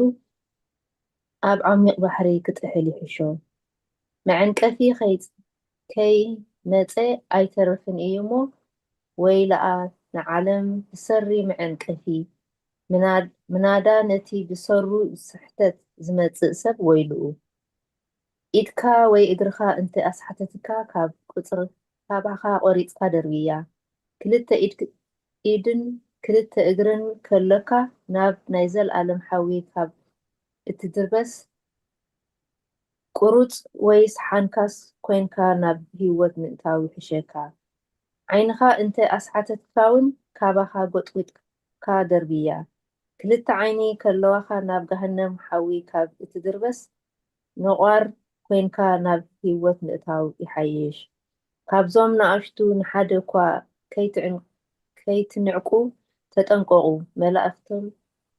መላእክቶም ኣብ ሰማያት ኩሉ ሳዕ ገጽ እቲ ኣብ ሰማያት ዘሎ ኣቦይ ይሪኡ ኣለዉ እብለኩም ኣለኹ ስለኣላቱ እግዚአብሔር ይመስገን አሜን ቃልዮ ተስማዕና ማለት ነው ማማ ብረይ ዕብራውያን ምዕራፍ 4 ቁጥሪ 14 ማማ ሳራ ካልኣይ ጢሞቴዎስ ምዕራፍ 4 ቁጥሪ 8 ቁጥሪ 6 ሕጂ ድማ ነቶም ዝዕንቀፉ ብዝኾነ ምክንያት ኣራያ ኣይንኹኖም ግና ብቕንዕናን ብለባዊነትን ኮይና ኩሉ ነገር ስሕተት ነርሕቕ ነቶም ሓቂ ዝሓቱና ድማ ናይታ ቅንዕቲ እምነት ብግልፂ ንግለፀሎም እዚ ኣሰር ቅዱሳን ኣቦታትና ብምስዓብ እንተመሃርና ዓስቢ ቅንዕና ክኾነልና እዩ እምበኣር ንሕና ድማ ኣብታ ቅንዕቲ ሃይማኖት ምእንቲ ክንህሉ ንትጋህ ከምቲ ጽሑፍ ነቲ እቲኣቶም ዝረኸብዎ ቅኑዕ ምስጋና ምእንቲ ክንስዕብ ልባትና ንስራዕ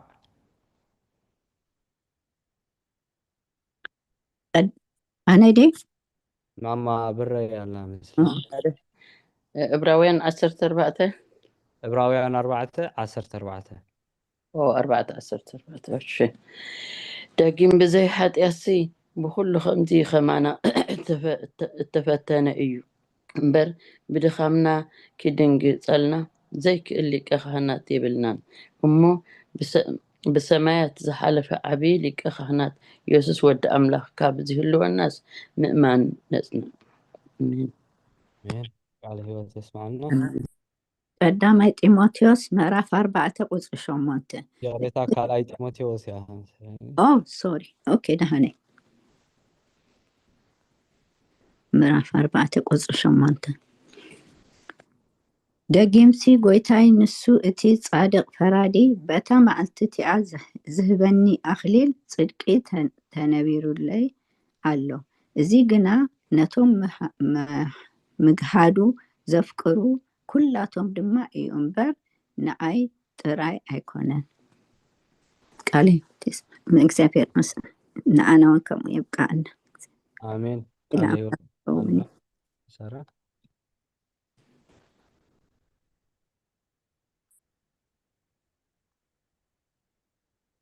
ማማ ሙሉ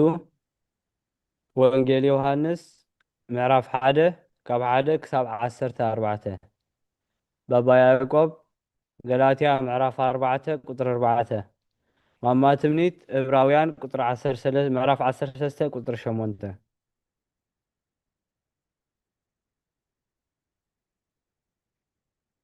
ቁጥሪ 8 ጉባኤ ቅዱሳን አቦታት ከምዚ ኢሎም ኣለዉ። ሓደ ወዲ እግዚኣብሔር ብህላዌ ካብ ኣምላኽ ሓቂ ዝኾነ ኣምላኽ ካብ ብርሃን ዝኾነ ብርሃን እዩ። ኣብ ኩሉ ብኡ ፈጠረ። ኣብ ኩሉ ብኡ ፈጠረ። ወረደ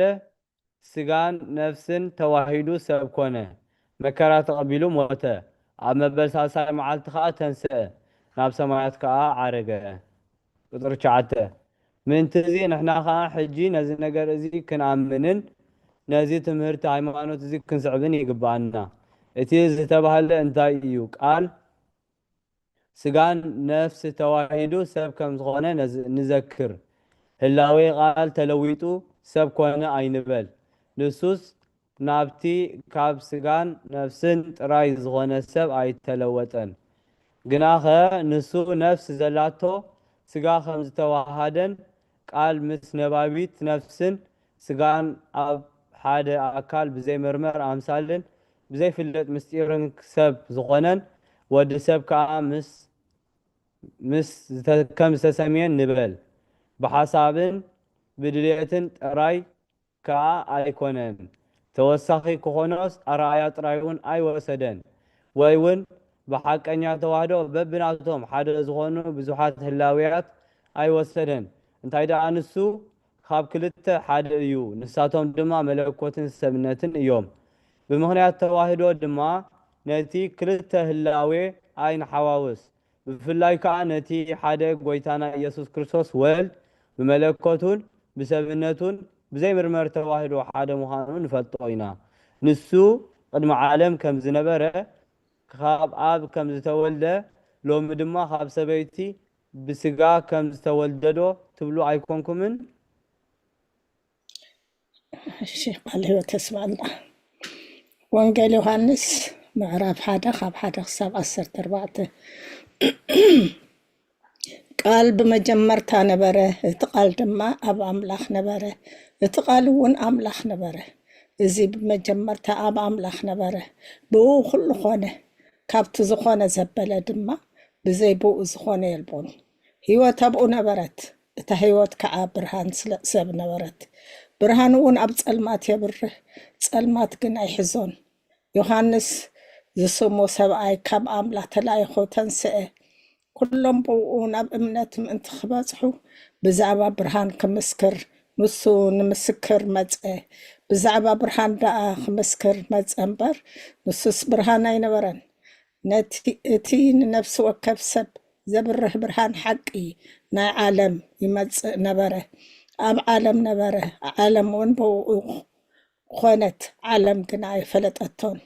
ናብቶም ናቱ መጽ እቶም ናቱ ከዓ ኣይተቐበልዎን። ነቶም እተቐበልዎ ዘበሉ ኩሎም ብስሙ ንዝኣምኑ ግና ውሉድ ኣምላኽ ክኾኑ መሰል ሃቦም። ንሳቶም ከዓ ካብ ኣምላኽ እምበር ካብ ደም ወይ ካብ ፍቓድ ስጋ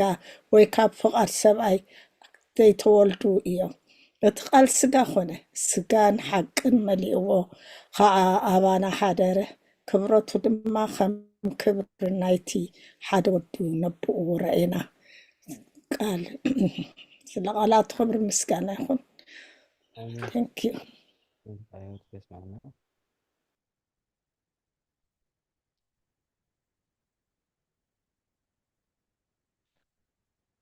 ባባ ያዕቆብ እሺ ዲያቆን መልእኽቲ ጳውሎስ ናብ ሰብ ገላትያ ምዕራፍ 4 ቁፅሪ 4 ምልኣት ዘመን ምስ መፀ ግና ነቶም ትሕቲ ሕጊ ዘለዉ ተሻይጡ ምእንቲ ከውፅኦም ንሕና እውን ውልድነት ምእንቲ ክንረክብሲ ኣምላኽ ነዚ ካብ ሰበይቲ ተወልደ ትሕቲ ሕጊ እውን ዝኾነ ወዱ ለኣኾ። ክብረት ይሃበልና። አሜን። ቃል ህይወት ይስማዕና። ዕብራውያን ምዕራፍ 13 ቁጥሪ 8 ኢየሱስ ክርስቶስ ትማልን ሎምን ንዘለዓለምን ንሱ እዩ። አሜን አሜን። ቃል ህይወት ይስማዕና።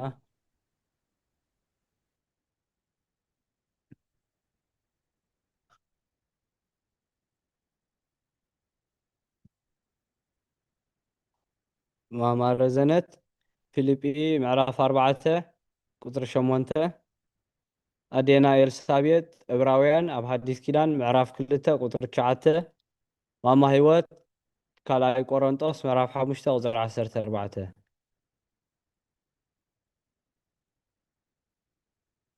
ቁጥሪ 13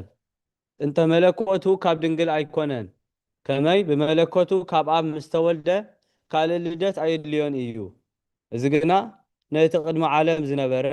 ምስ ኣብ ከዓ ብኩሉ ዘመናት ህልዊ ኮይኑ ዝነብር ብመለኮቱ ካልኣይ ክውለድ ደለየ ተባሂሉ ክንገር ክሕደትን ሓሰትን እዩ ቁጥሪ 14 ግናኸ ምእንታናን ምእንቲ ምድሓናን ምስ ሰብነት ኣብ ሓደ ኣካል ሓደ ኾነ ካብ ሰበይቲ ድማ ተወልደ ብስጋ ልደቱ ከዓ ከምዚ እዩ ከም ኩሉ ሰብ ካብ ንጽሕቲ ድንግል ኣቐዲሙ ተወሊዱ ብድሕሪዚ ቃል ኣብኡ ዝሓደረ ኣይኮነን ካብ ማህፀን ጀሚሩ ደኣ ተዋሃደ ብስጋ ክውለድ ከዓ ፈተወ ባዕሉ ድማ በይኑ ብስጋ ተወልደ ከምዚ ብስጋ ዝተወልደ ከም ዝበልና ንሱ ብስጋ ሞተ ተንስአ እውን ቃል ብመግረፍትን ሽንካራት ብዝነደሎ ካልእ ስቅያትን ብህላዌኡ መከራ ኣይተቐበለን ስጋ ስለ ዝኾነ ብመለኮቱ ሕማም የብሉን ግናኸ ብስጋኡ ጥራይ መከራ ተቐበለ ነዞም ስቃያት እዚኦም ድማ ንሱ ምእንታና ከም ዝተቐበሎም ብዛዕባኡ ይንገር እዩ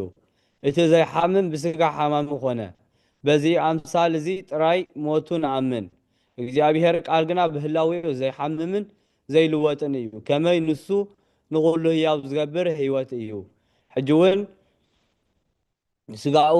ንዕኡ ናይ በይኑ እዩ ብህያውነት እግዚኣብሔር ሞተ ከምቲ ጳውሎስ ምንቲ ኩሉ ሞተ ዝበሎ ጽሑፍ እዩ እቲ ናብ ሞት ዘብጽሖ መከራ እውን ምንታና ኮይኑ ምንታና እዩ ሞቱ ግና ብመለኮቱ ኣይኮነን እዚ ክበሃል ወይ ክሕሰብ ዕሽነት እዩ ግናኸ ከምቲ ሕጂ ዝበልክዎ ብስጋ ሞተ ፊልጵ ምዕራፍ 2 ቁጥሪ 8 ርእሱ ክሳዕ ሞት ኣትሓተ ክሳዕ ሞት ኣብ መስቀል እኳ ደኣ ተኣዘዘ ቀፍ ህይወት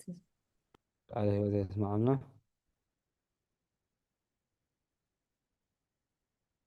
ኣዴና ኤልሳቤጥ ዕብራውያን ኣብ ሓዲስ ኪዳን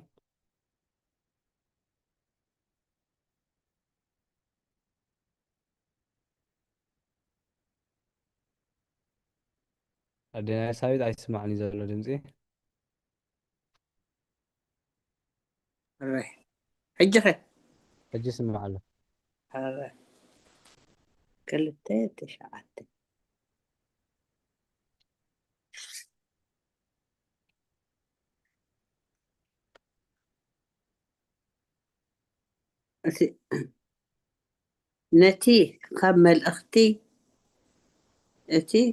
ነቲ ካብ መላእኽቲ ንቁሩብ ግዜ ትሕት ኢሉ ዝነበረ ኢየሱስ ግና ብምኽንያት ሞቱ ሕጂ ኣኽሊል ክብርን ግርማን ደፊኡ ንርእዮ ኣሎና እዚ ከዓ ንሱ ብጸጋ ኣምላኽ ኣብ ክንዲ ኩሉ ሰብ ስለ ዝኾነ ስለ ዝሞተ እዩ ምሳሌ ሓቀ ቃል ህይወት የስማዓና ህይወት ናቴካኒ ካልኣይ ቆሮንጦስ ምዕራፍ 5 ቁፅሪ 14 እያ ትብል 13 14 ብሓንሳብ ኣለዋ እምበኣርከ ሓደ በጃ ኩሉ ሞተ ስለዚ ኩላቶም ሞቱ ካብ እንብልሲ ፍቅሪ ክርስቶስ ደሪኹና እዩ እሞ እንተተፀለልና ንኣምላኽ ምስ ቀልብና እንተኮይንና እውን ንዓኻትኩም ኢና ኣሜን ኣሜን ቃለ ህይወት የስማዓልና ንዝነበረና ግዜ ንኣምላኽ ክብርን ምስጋናን ይብፅሓዮ ሎማዓንቲ ዝተነበልና ምዕራፍ ሃይማኖት ኣበው ናይ ቅዱስ ቄርሎስ ምዕራፍ 73 ክፍሊ 20 ካብ ቁጥሪ 44 ጀሚርና ክሳብ ምዕራፍ 74 ክሳብ ቁጥሪ 17 ተነቢብሎ ንዝነበረና ግዜ ንኣምላኽ ክብርን ምስጋናን ይብፅሓዮ ናብ መዝሙር ክንከይድ ዘሚርኩም ዘይትፈልጡ ተለኹም ቀዳምነት ወይ ነዊሕ ዝገበርኩም ዘይዘመርኩም ተለኹም ምልክት ክትገብሩ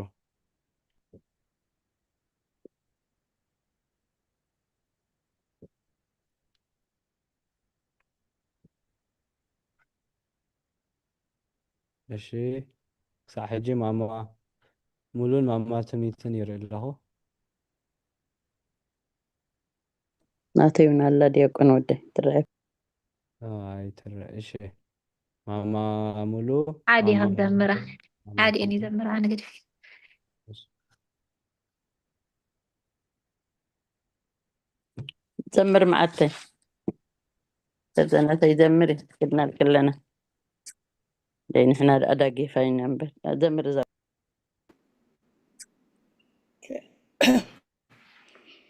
من أنا دي خزمر ديكون أبيت أنا دي سزمر ولا هو سلسلة الواسطة العالم زمر ملي معارف كدنا كلنا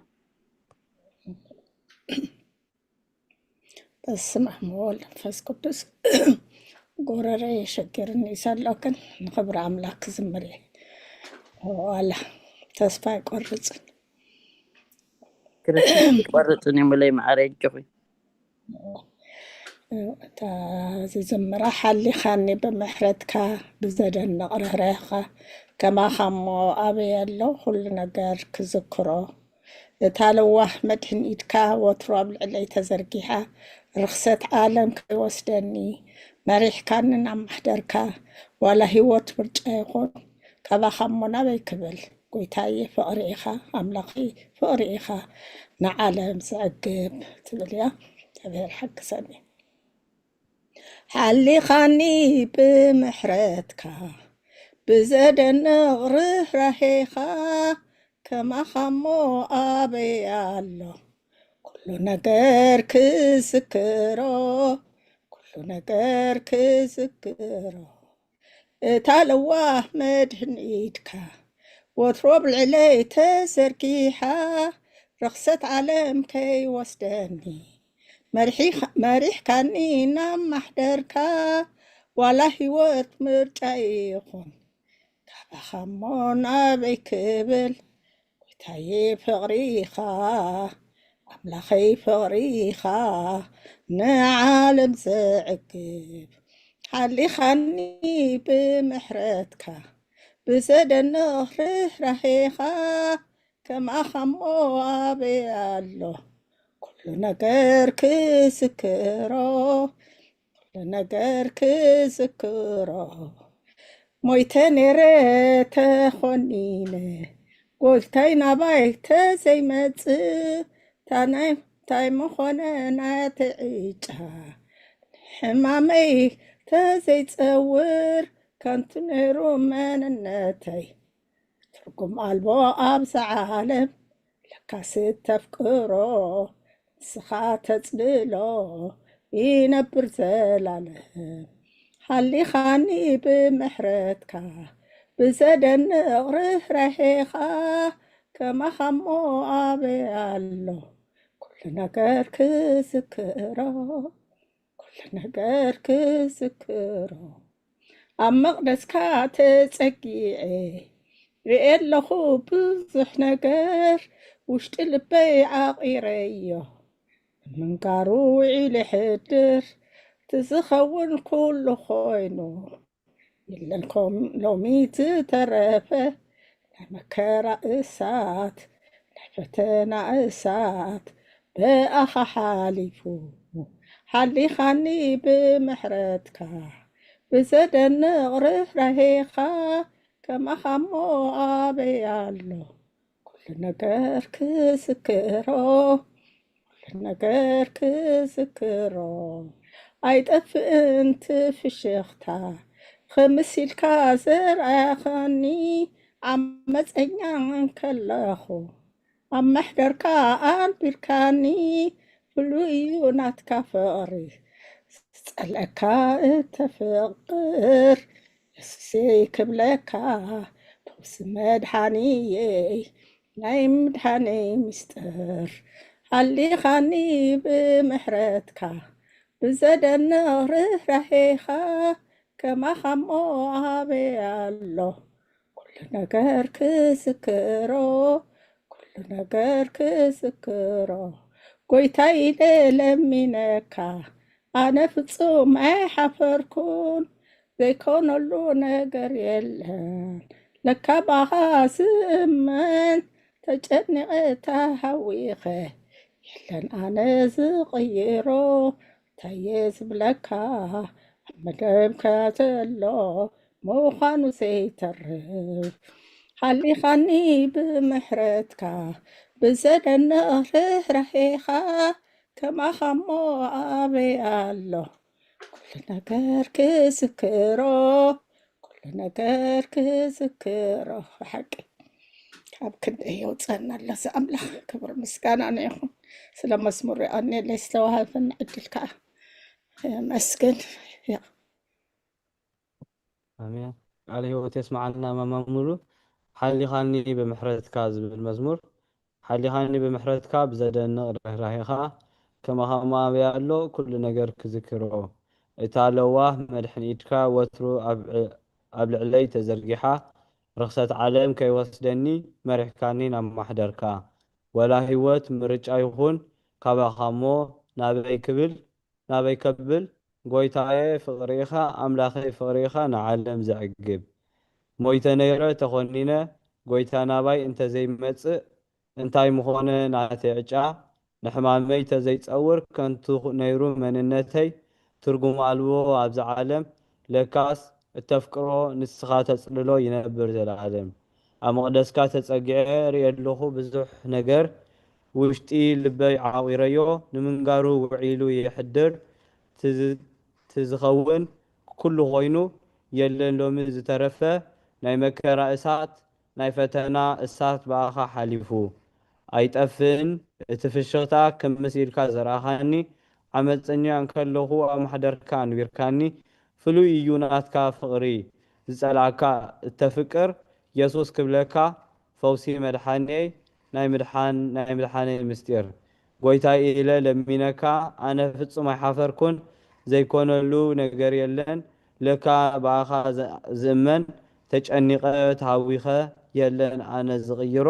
ጎይታይ ዝብልካዮ ኣብ መደብካ ዘሎ ምዃኑ ዘይተርፍ ዝብል መዝሙር ሓሊኻኒ ብምሕረትካ ዝብል ዓብይ ናይ ምስጋና መዝሙር ማማሙሉ ክዝምረልና ፀኒሓ ዝማሬ መላእኽቲ የስማዓልና ማማሙሉ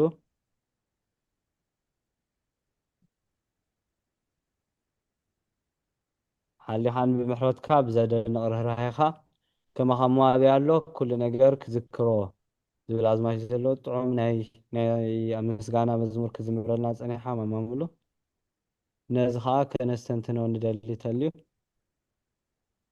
ናይ ማማ ትምኒት ይርኢ ኣለኹ መስለኒ ናይ ዓንተ ከይትኸውን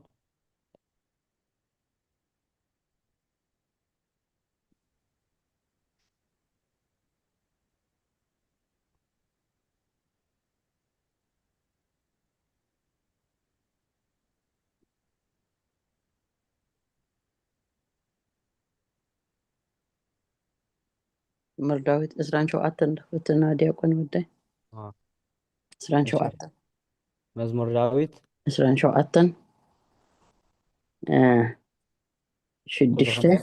ሽድሽተን ሸውዓተን ስጋዕ ሸሞንተ እንትኸዲያ መድሓን ስጋዕ 27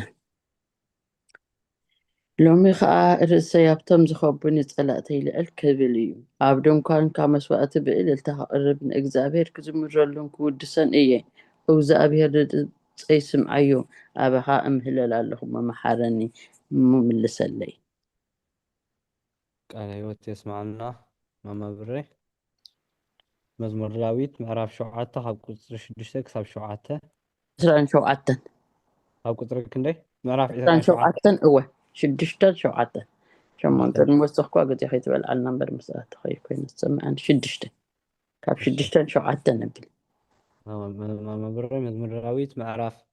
27 ካብ ቁፅሪ 6 ክሳብ 7 እወ ኣቤት ማማ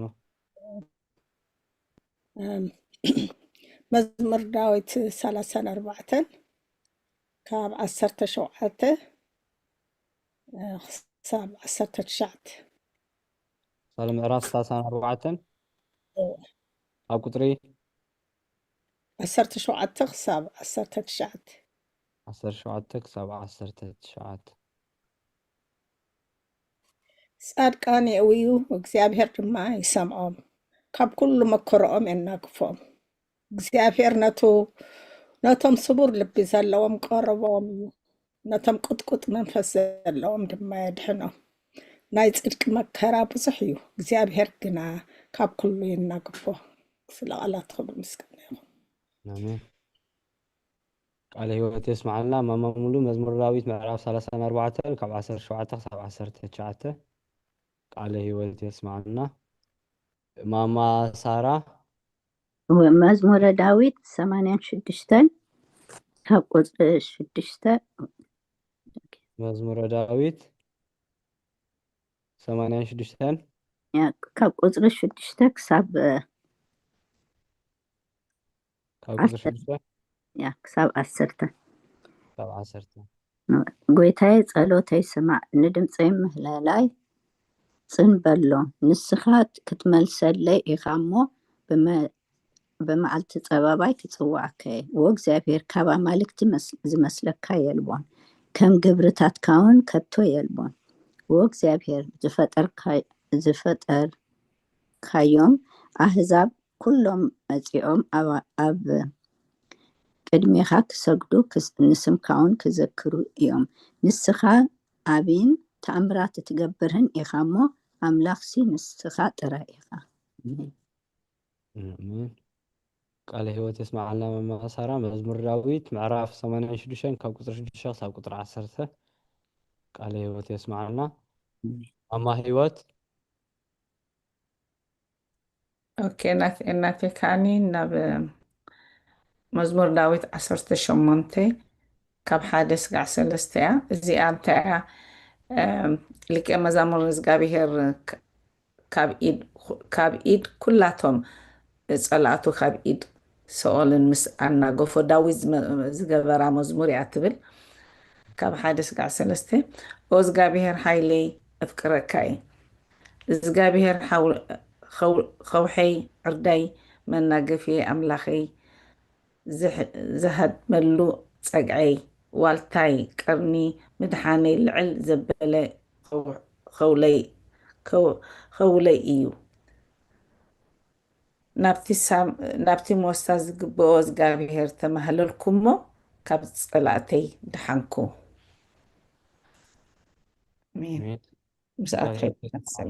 ሕይወት መዝሙር ዳዊት ምዕራፍ 18 ካብ 1 ክሳብ 13 ቃለ ሕይወት የስማዓልና ካብ 1 እስካዕ 3 እያ ዲያቆን ወዲ ካብ 1 ክሳብ 3 የቕሬታ ካብ 1 ክሳብ 3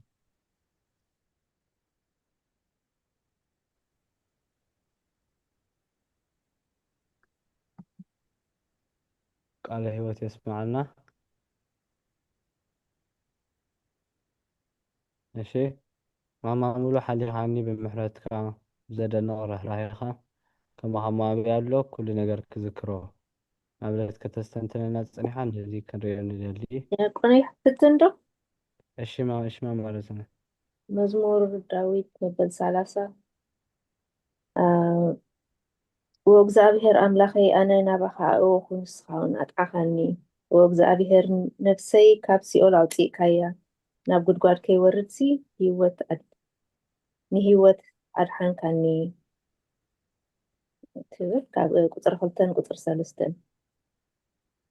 ቃለ ሕይወት የስማዓልና መምባሮ ዘነት መዝሙር ዳዊት ምዕራፍ 30 ካብ ቁጥሪ 2 3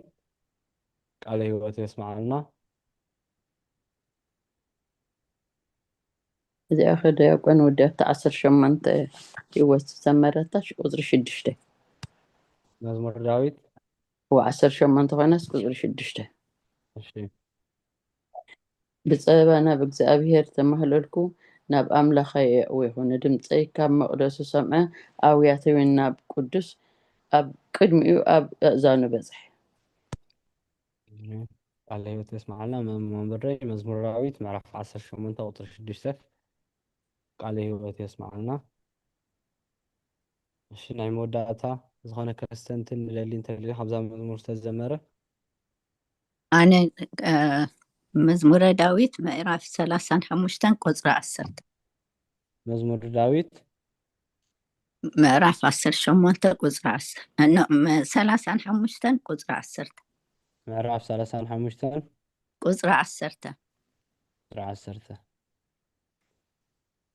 ኣዕፅምተይ ኩለን ዎ እግዚኣብሔር ንስኻ ንመስክንን ካብቲ ዝህይሎ ንመስክንን ድኻን ካብቲ ዝብዝብዞ ዘናግፍ ንኣኻ ዝመስል መን ኣሎ ክብላ እየን ኣሜን ቃለ ሕይወት يسمعنا ኣሜን ትወን እሺ ንዝነበረና ጊዜ ስም እግዚኣብሔር ኣምላኽ ዝኸበረን ዝተመስገነን ይኹን ናይ ሎማዓንቲ ካብ ዝተምሃርናዮ ትምህርቲ ኣበው ናይ ቅዱስ ቄርሎስ ምዕራፍ 73 ክፍሊ 20 ካብ ቁጥሪ 44 ጀሚርና ክሳብ ምዕራፍ ሃይማኖት ኣበው ናይ ቅዱስ ቄርሎስ ምዕራፍ 74 ክፍሊ 21 ቁጥሪ 17 ተማሂርና ብመዝሙር በስተንትኖ መዝሙር ብንባባት ብኩሉ ዝተሳተፍኩም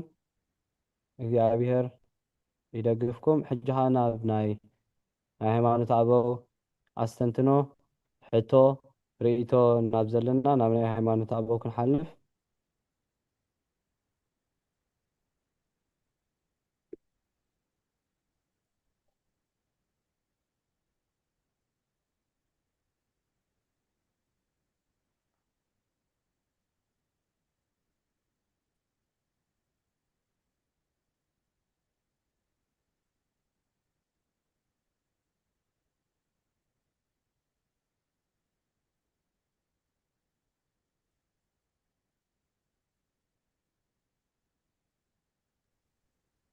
ዲያቆን ወደይ እሺ አቤት እሺ ማማ ሳራ ኣነ ሕቶ ኣለኒ ቁሩብ ምዕራፍ 74 ክፍሊ 21 ቁፅሪ 1 2 ዘለዋ ኣፀቢቑ ኣይበርሃለይን እሞ ከተዘረድኡና እሺ ሃይማኖት ኣበው ናይ ቅዱስ ቄርሎስ ምዕራፍ 74 ክፍሊ 21 ቁጥሪ 1 ቁጥሪ 2 ንኽበርሃ ማማ ሳራ ኣቦታት ክምልስዎ እዮም ከብርህዎ እዮም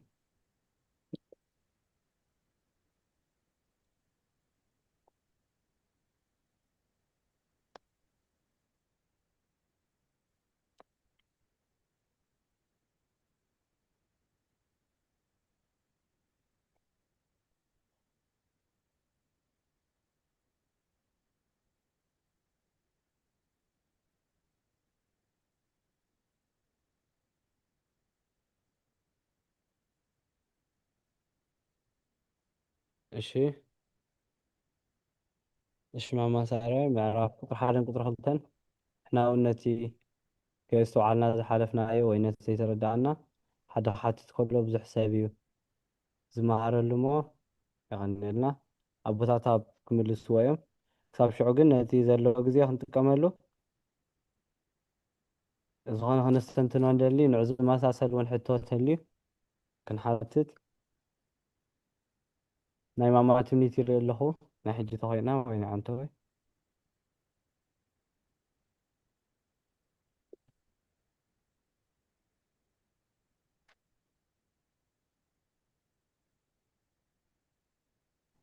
ዲያቆን ወደ እሺ ማማ ብሬ ኣበይ ኸይደ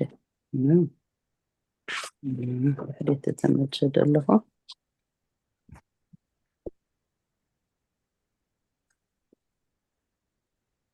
ኣንጻብ ከብፅእ ሕጂ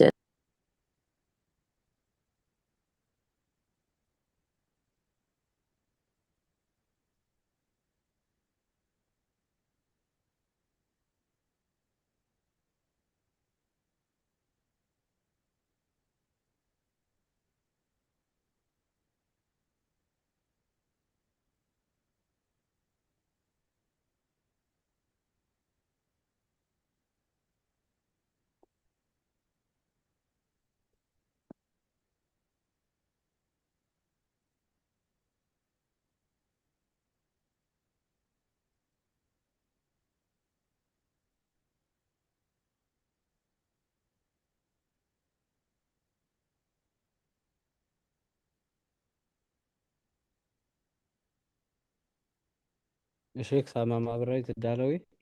ዝኾነ ካልኦት ተዳለኹም ተለኹም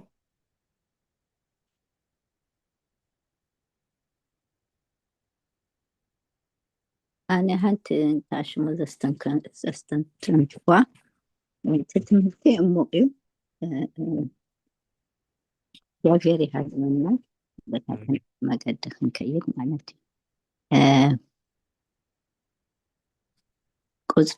قزر شدشتا هجي دما أطبق المعلومات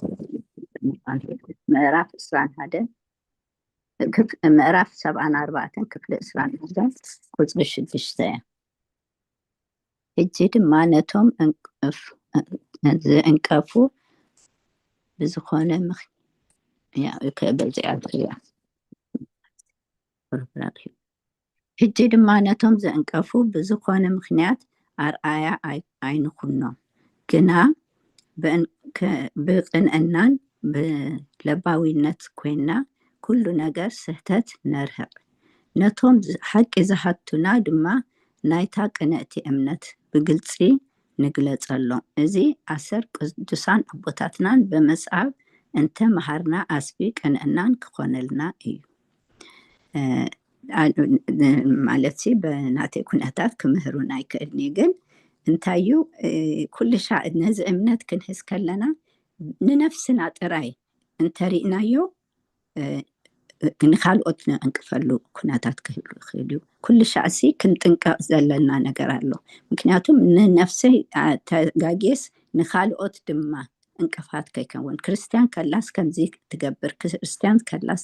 ከምዚ ዓይነት እሞ ነቶም ካልኦት ሲ በትናተ እምነት ክንዲ ትቁኑአን አምላካዊ መንፈሳዊ መንገዲ በመንፈስ ቅዱስ ተመረህ መገዲ ክኸይድ እንድንጽር በናቴ ድሌትን በናቴ ኩነታት ጥራን ተዘይ እንተ ኮይኑ ካልኦት ዝርዩኒ ካባይ ክመሃሩ ይክእሉኒ ስለዚህ እግዚአብሔር ይሐግዘና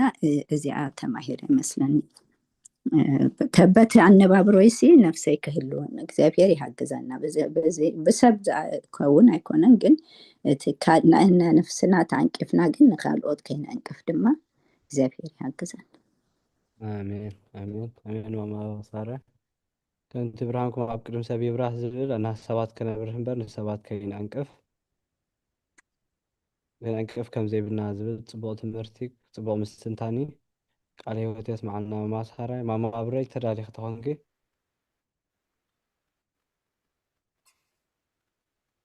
ودس إني الله أبتنا يدحرك كأتمليسة سكني ما سأله سعيد أنا اشتيك قبل أنا أشي أنا سي تغلال بحافشو سي لمشت تمهرنا يسي بزعبا قويتانا يسوس كريستوس قال أملاخ نبر أملاخ قال أملاخ نبر قال كأ أب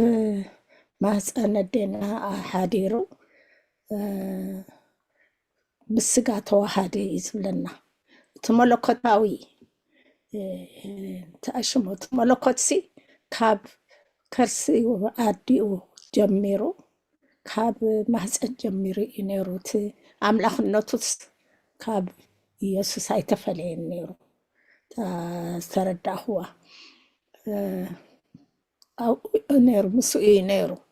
ብገሊኦም ኣምላኽ ኣይኮነን ከምዚ ኣይኮነን ኢሎም ብዙሕ ነገር ይትርጉምዎ እዮም ከመይ ገይሩ ሰብ ድሓሪ ምስተወልደ ኣምላኽነት ረኺቡ ድሓር ኣብ ከብደዲኡ ከሎ ኣምላኽ ኣይኮነን ግን ብመልእኩት መለኮት እቲ መንፈስ ቅዱስ ኩሉ እቲ ናይ ቃልሲ ኣብ ኣዴና ማርያም ማህፀን እዩ ኣርዩ ካብ ማህፀና ጀሚሩ እቲ መለኮታዊ ካብ ኢየሱስ ኣይተፈለየን ነይሩ ስጋን መንፈስን ብሓደ ተዋሂዱ ኣቢሉ ኩሉ ግዜ እቲ መለኮትሲ ካብ ጎይታና ኢየሱስ ክርስቶስ ኣይተፈለየን ነይሩ ክሳብ ዝመውት ክሳብ ዘብልስ እቲ ኣምላኽነቱስ ኣብኡ እዩ ነይሩ ተረዲየ ማለት እዩ ካብዚ ዘንበብናዮ ኩሉ ቃለ ሕይወት የስማዓና መምሬ እሺ ዲያቆን ወዲ 15 16 ስብፅያ እንጠለሁ ተጻሕፉ ክንደይ ኣብ 74 ኦ 15 16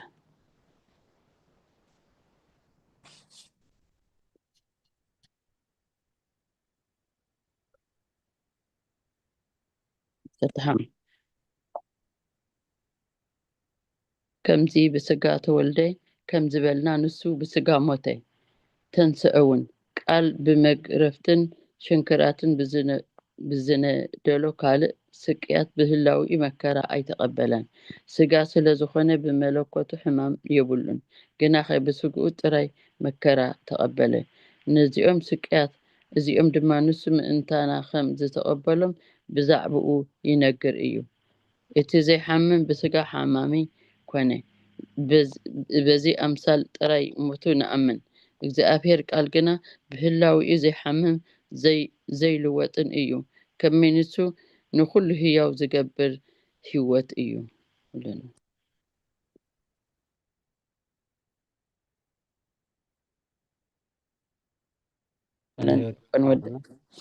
قرب كاتن بيلين ابراهيم السوس قرب تقولي لها እሺ بعبي خبرنا ينفع ቃለ ሕይወት የስማዓና መምሬ እሺ ሞነ ዘለዋና ጊዜ ክንጥቀመለን ጊዜ የለና ከነስተንትናው እንደልተልዩ ሕታው ተሊና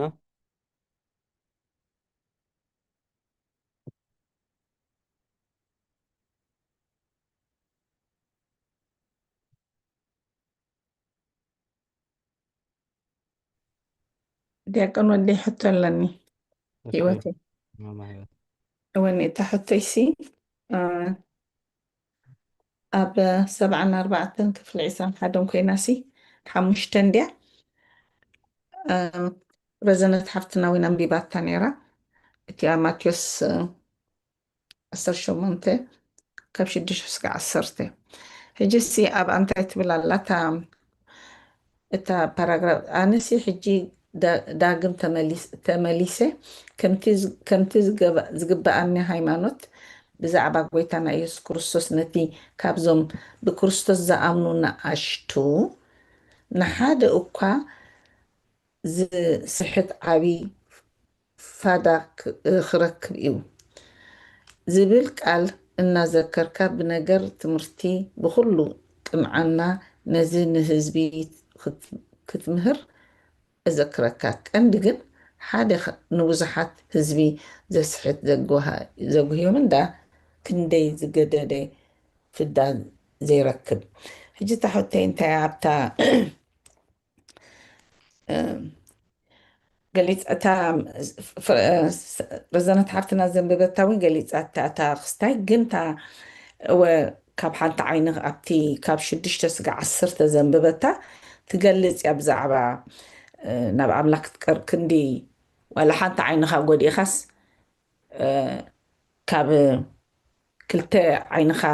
ኣቢልካ ናብ ሽኦል ተኣቱ ሓደ ዓይንኻ ወይ ኢሉ ገሊፅዎ እዩ እቲ ናብ ኣምላኽ ሲ ናብ ኣምላክ ክትከይድ ከም ዘለኻ ብሂወትካ ማለት እዩ ጥዑይ ከለኻ ኮይና ተረዳትን ግን ታሕቶ ናተይ ኣብታ 6 ሲ ካብዞም ኣባይ ዝኣምኑ ንኣሽቱ ንሓደ ዝስሕት ግና መጥሓን ኣድጊ ኣብ ክሳዱ ተኣሲሩ ኣብ ዓሚቕ ባሕሪ ክጥሕል ይሕሾ ሕጂ እዚኣ ንኣሽቱ ኣሚን ሕድገት ንኣሽቱ ንሓደ ዝስሕት ሕጂ ብዛ ናይ ኣሽቱ ከዓኒ ከንብብ ከለኹሲ ኣብ ማርቆስ ዘ ሴም ቲን ኣብ ማርቆስ 9:42 ኣላ ኣብ ሉቃስ 17:1-2 ኣላ ኣብ ማቴዎስ 18:10 ኣላ ዋይ ንኣሽቱ ንምንታይ ንኩሉ ዘይኮነት ካብዞም ኣብ በኣይ ዝኣምኑ ንኣሽቱ ንሓደ ዝስሕት ግና መጥሓን ኣድጊ ኣብ ክሳዱ ተኣሲሩ ኣብ ዓሚቕ ባሕሪ ክጥሕል ይሕሾ ሕጂሲ ኣብ ኩለን ካኣተን 4 ወንጌላት ካ ተጠቂሳ ኣላ እዚኣ እሞ ንምንታይ እዚኣ ንዓናስ እንታይ ትምህረና ንምንታይ ንኩሉ ዘይኮነት ሜቢ ኣብቲ ክገልፅ ከለካ 7-6 ከዓ ይነግረና ኣሎ ኢድካ ወይ እግርካ እንተ ኣሰሓተትካ ካባኻ ቆሪፅካ ደርብዮ ክልተ ኢድ ክልተ እግሪ ከለካ ናብ ናይ ዘለዓለም ሓዊኻ እትድርበስ ቁርፂ ወይስ ሓንካስ ኮንካ ናብ ሂወት ምእታው ይሓይሽ ኩሉ ነገረና ኣሎ እቲ ኣብዚ ከዓ ይገልፀና ኣሎ ንኩሉ ቁርብ ቴክስታይ ኮይኑ ኣለኹ ብዚኣ ኣብሪኸ ተብሉልና ቃል ህይወት የስማዓልና ማማ ህይወት ካብ ወንጌል ዮሃንስ ምዕራፍ 18 ኣብ ቁፅሪ 6 ክሳብ 10 ዝነበረ ካብዞም ብኣይ ዝኣምኑ ንኣሽቱ ንሓደ ዘስሕት ግና መጥሓን ኣድጊ ኣብ ክሳዱ ተኣሲሩ ኣብ ዓሚቕ ባሕሪ ክትጥሕል ይሕሾ ዝብል ስለምንታይ ንኣሽቱ ዝብልሲ ስለምንታይ ንኩሉ ዘይብል ስለምንታይስ ንኣሽቱ ንምንታይ ብስፐሲፊክ ንኣሽቱ ኢሉ እያ ተሕቶ ፕላስ ኣብ ኩለን ወንጌል ኣብ 3 ማቴዎስ ሉቃስ ማርቆስ ካኣላ እዚኣ ይዳጋገማ እየን እዚኣ ንኣሽቱ እንዳበለ ንኣሽቱ እንዳበለስ ኣብ ኩላተን ወንጌላት እዩ ዝደግሞ ንምንታይ ንኩሉ ዘይኮነ ስለምንታይ ንኣሽቱ ጥራይ ኢሉ ሲ እያ ተሕቶ ቃል ህይወት የስማዓልና ኣቦታት ክምልስዎ እዮም ቃል ህይወት የስማዓልና ማማ ህይወት ከምቲ ኩሉ ግዜ ንብሎ ነቲ ንዓና እውን መሊሱ መረዳእታ እሞ ከም ዝኽተት ከለካ ንኩላትና ገፊዕ ፅቡቅ ዝኾነ መረዳእታ ስለ ዝወሃበና ክብረት ይሃበልና ቃል ህይወት የስማዓካ ማማ ህይወት ኣሜን ቃል ህይወት የስማዓና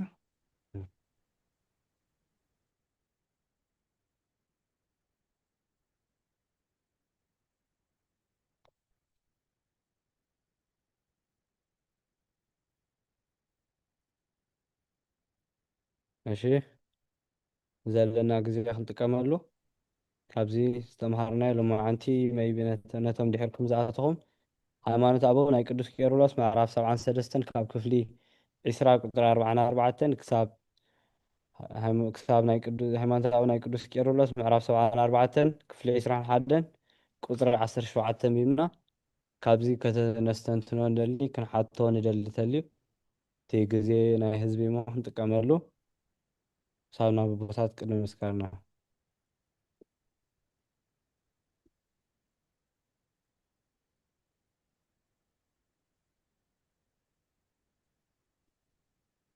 ዲያቆን ወደይ ንእሽተይ ክብል እየ እምበር ኩሉ ተገሊፁ እንድዩ ኣብዚኣ ቁፅሪ 7 ደላሲ እምበኣር ንሕና ድማ ኣብታ ቅንዕቲ ሃይማኖት ምእንቲ ክንህሉ ንትጋህ ከምቲ ፅሑፍ ነቲ እቲኣቶም ዝረኸቦም ቁኑዕ ምስጋና ምእንቲ ክንስዕብ ልባትና ንስራዕ ይብለና ኣሎ እዚ ከዓ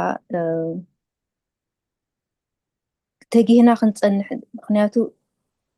እንተ ደኣኒ ተዳህሊልናስ ብቐሊል ነገር ክንስሕትን ክንዕንቀፍን ከም ንኽእል ዓንቃፊ ድማ ኩሉ ግዜ ኣብ ጎኒ ጎንና እዩ ዘሎ እሞ በቃ ብትግሃት እቲ ቃል ኣምላኽ ክንገረና ከሎ ክንሰምዕ ባዕልና እውን ከነንብብ ይድምዕደና ደሎ ኮይናት ሰሚዓትን እሞ እዚኣ ስተንቲነ ቃል ህይወት የስማዓልና አሜን ቃል ህይወት የስማዓልና ማእማረ ዘመት ምዕራፍ 74 ቁፅሪ 21 ክፍሊ 21 ቁፅሪ 7 ጽቡቕ ኣስተንትኖ ቃል ህይወት የስማዓልና ማእማረ ዘመት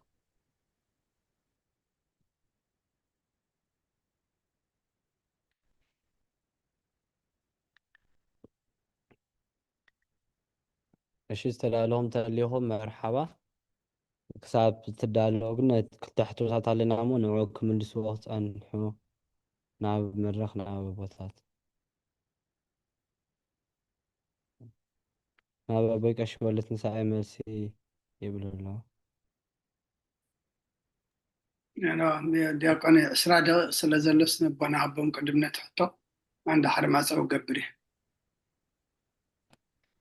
አቦና በምርጌታስ ምዕራፍ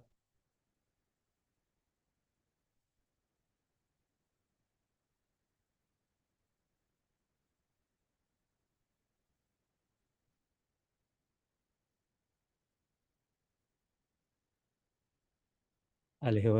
ህይወት የስማዓልና ኩልኹም ህዝብ እግዚአብሔር ነዚ ቅዱስ ቤተ ክርስቲያን ትህቦ ኣገልግሎት ብኣንቃድዎን ብጥባኣትን ትከታተልዎ ዘለኹም እቲ ብሕቡእ ዘርኢ እግዚአብሔር ሴተ ጻድቃን ኣስበት ህታን ንኽፈልኩም ተኽሳብ ሰዓት እዚ ብድሓነ ሰላም ዓቂቡ በዚ ኣገልግሎት ዘራኸበና ኸ ናይ ባህሪ ምስጋና ይብፅሓዮ። ኣዴና መምህር ሳራ ዝሓተትኦ ሕቶ ኣብ ሃይማኖት ኣበው ምዕራፍ 24 ቁፅሪ ክፍሊ 21:1-2 ዳግም ናብ ንስጥሮስ ካብ ዝፀሓፎ ካብዛ መልእኽቲ እዚኣ ከም ዝበለ ኣሰሮም ይጥለልቶም ቅዱሳን ኣቦታትና ንስጥሮስ መን እዩ እንተዳልና ካብቶም ኣብ ቤተ ክርስቲያን ልዑል ኣገልግሎት ዝነበሮም ልዑል ማዕርግ ዝነበሮም ኣቦታት ቤተ ክርስቲያን ብእምነት ዝተዓንቀፈ ሰብ እዩ ማለት እዩ። እቶም ኣቦታት ግን ዋላ ተዓንቂፉ እናሃለወ ብኸመይ ብፍቕሪ ይሕዝዎ ነይሮም። ብቐጥታ ቅዱስ ቄርሎስ ናብ ንስጥሮስ ዝፅሕፎ ዝነበረ መልእኽቲ እንታይ ዝብል እዩ?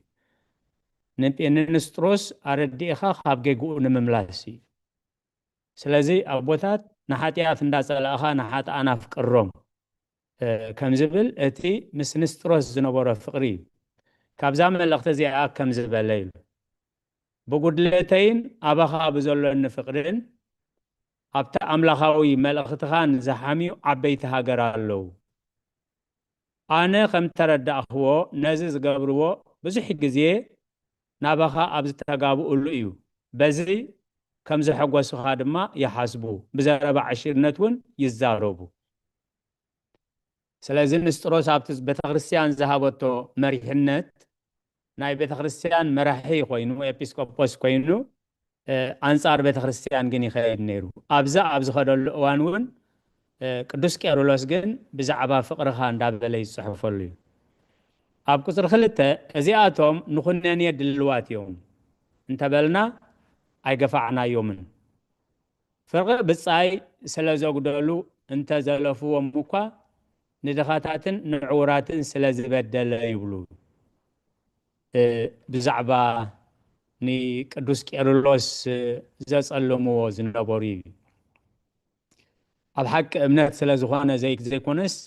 እዚ ከምዚ ዝብል ዘሎ ንድኻታትን ንዕውራትን ዝብድል ሰብ እዩ። እንታይ ኢሎም ነደይ ብሰይፊ ቀተለ ዝብል እውን ኣሎ። እዚ ነታ ኣደ ዝብልዋ ኣደ ቤተክርስቲያን ኣንጻር ቤተክርስቲያን እዩ ኣንጻር ሕጊ ቤተክርስቲያን እዩ እንዳበሉ ብዛዕባ ቅዱስ ቄርሎስ ዝግስግስዎ ዝነበሩ እዩ። ካብ ነጋዳይ ወርቂ ክረብሓሉ ኢለ ወሰድኩ ኣገልጋሊኡ ከዓ ካባይ ሰረቀ ዝብል እውን ኣሎ እዩ። ኣብዚ ተመሳሳሊ ታሪክ ናይ ቅዱስ ኣባ ሊባኖስ ኣባ ይስሪን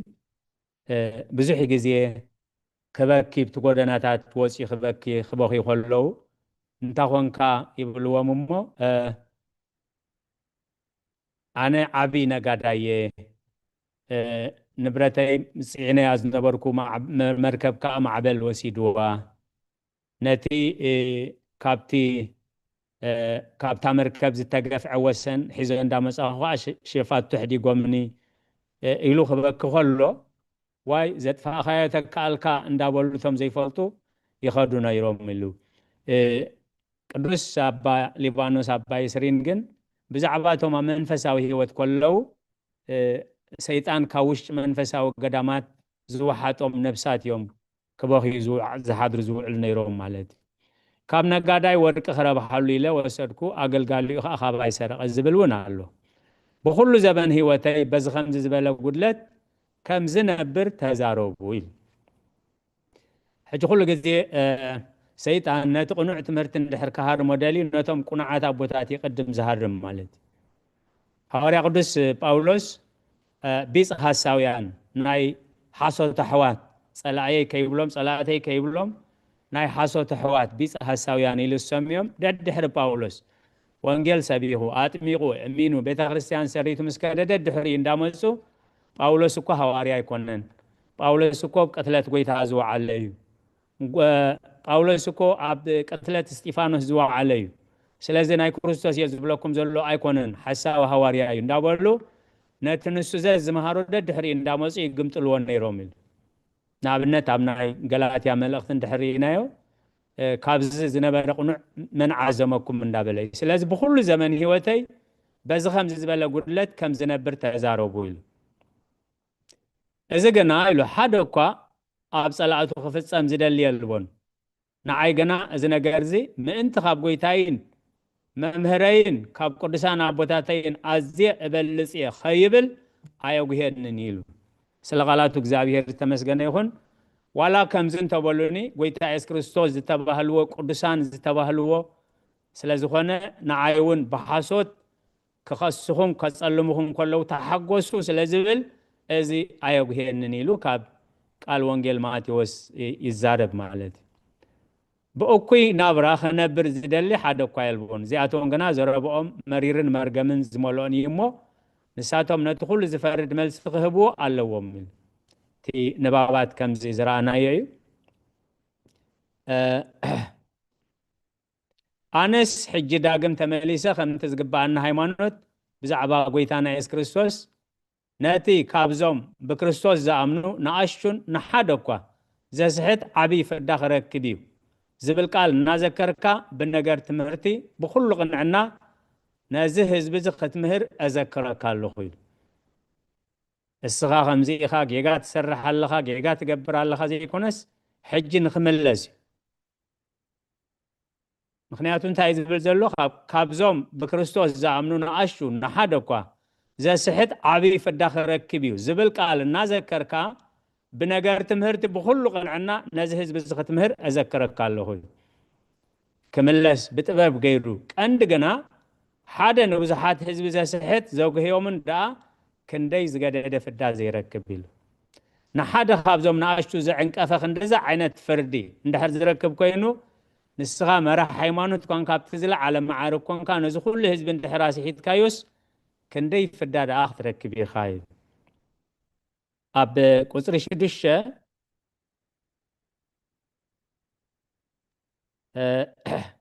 ኣብዚኣ ህይወት ሓብትና ሓቲታ ነይራ ንኣሹ ዝብል ስለምንታይ ንኣሹ ክብል ከሎ ክልተ ነገር እዩ ማለት ሓደ ናይ ዕድመ ንኣሽቱ ዝኾኑ ህፃናት ወይ መንእሰያት ካልኣይ ከዓ ብእምነት ንኣሽቱ ዘይኮኑ ብእምነት ዘይበሰሉ ንክልተ ነገር ይምልከት ኢሉ ብዙሕ ግዜ ስሕተት ክመጽእ ከሎ ንመንእሰያት በቲ ዘለዎም ፋየር ኤጅ ዝበሃል ናይ ዕድመ ፈተናታት ስለ ዝበዝሖም ዝኾነ ብዛዕባ ሃይማኖት ይኹን ብዛዕባ ካልእ ዓለማዊ ነገር ኩሉ ግዜ ዝመጽእ ናብ መንእሰያት ይዝቕንዕ ማለት እዩ ምስቲ ዕድሚኦም ምክንያት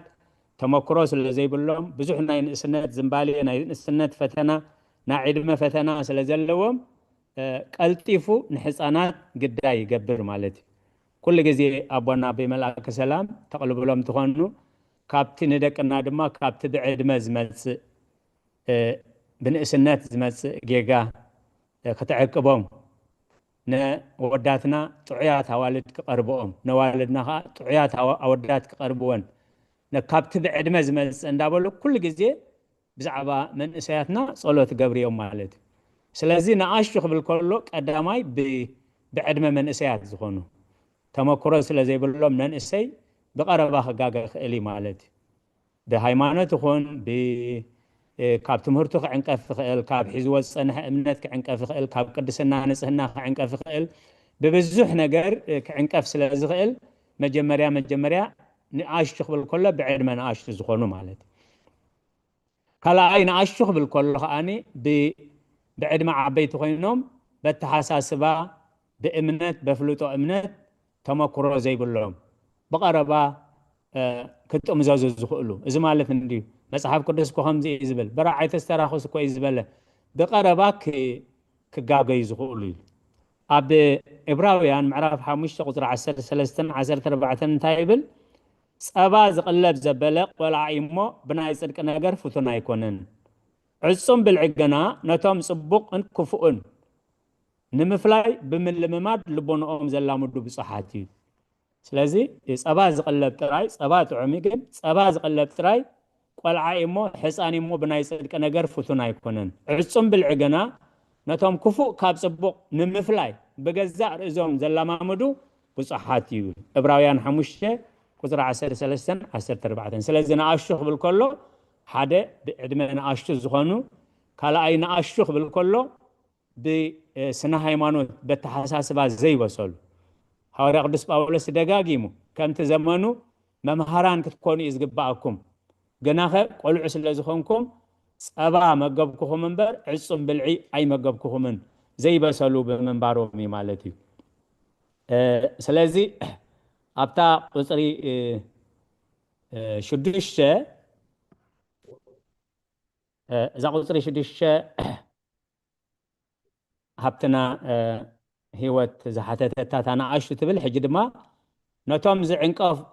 ዝዕንቀፉ ብዝኾነ ምክንያት ኣርኣያ ኣይንኹኖም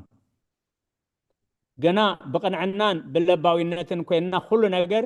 ስሕተት ነርህቕ ነቶም ሓቂ ዝሓቱና ድማ ናይ ተቕንዕቲ እምነት ብግልጽ ንግለጸሎም እዛ ኣሰር ቅዱሳን ኣቦታትና ብምስዓብ እንተመሃርና ዓስቢ ቅንዕና ክኾነልና እዩ ስለ ቃላቱ ዝተመስገነ ይኹን ስለዚ ኣቦታትና ከመይ ገሮም ንስጥሮስ ዝኹሉ ብደረጃ ኤጲስቆጶስ እናመርሐ ውሽጢ ኣንጻር ቤተክርስቲያን እንዳኸደ ከሎ ንሳቶም ግን ትቁኑዕ ትምህርቲ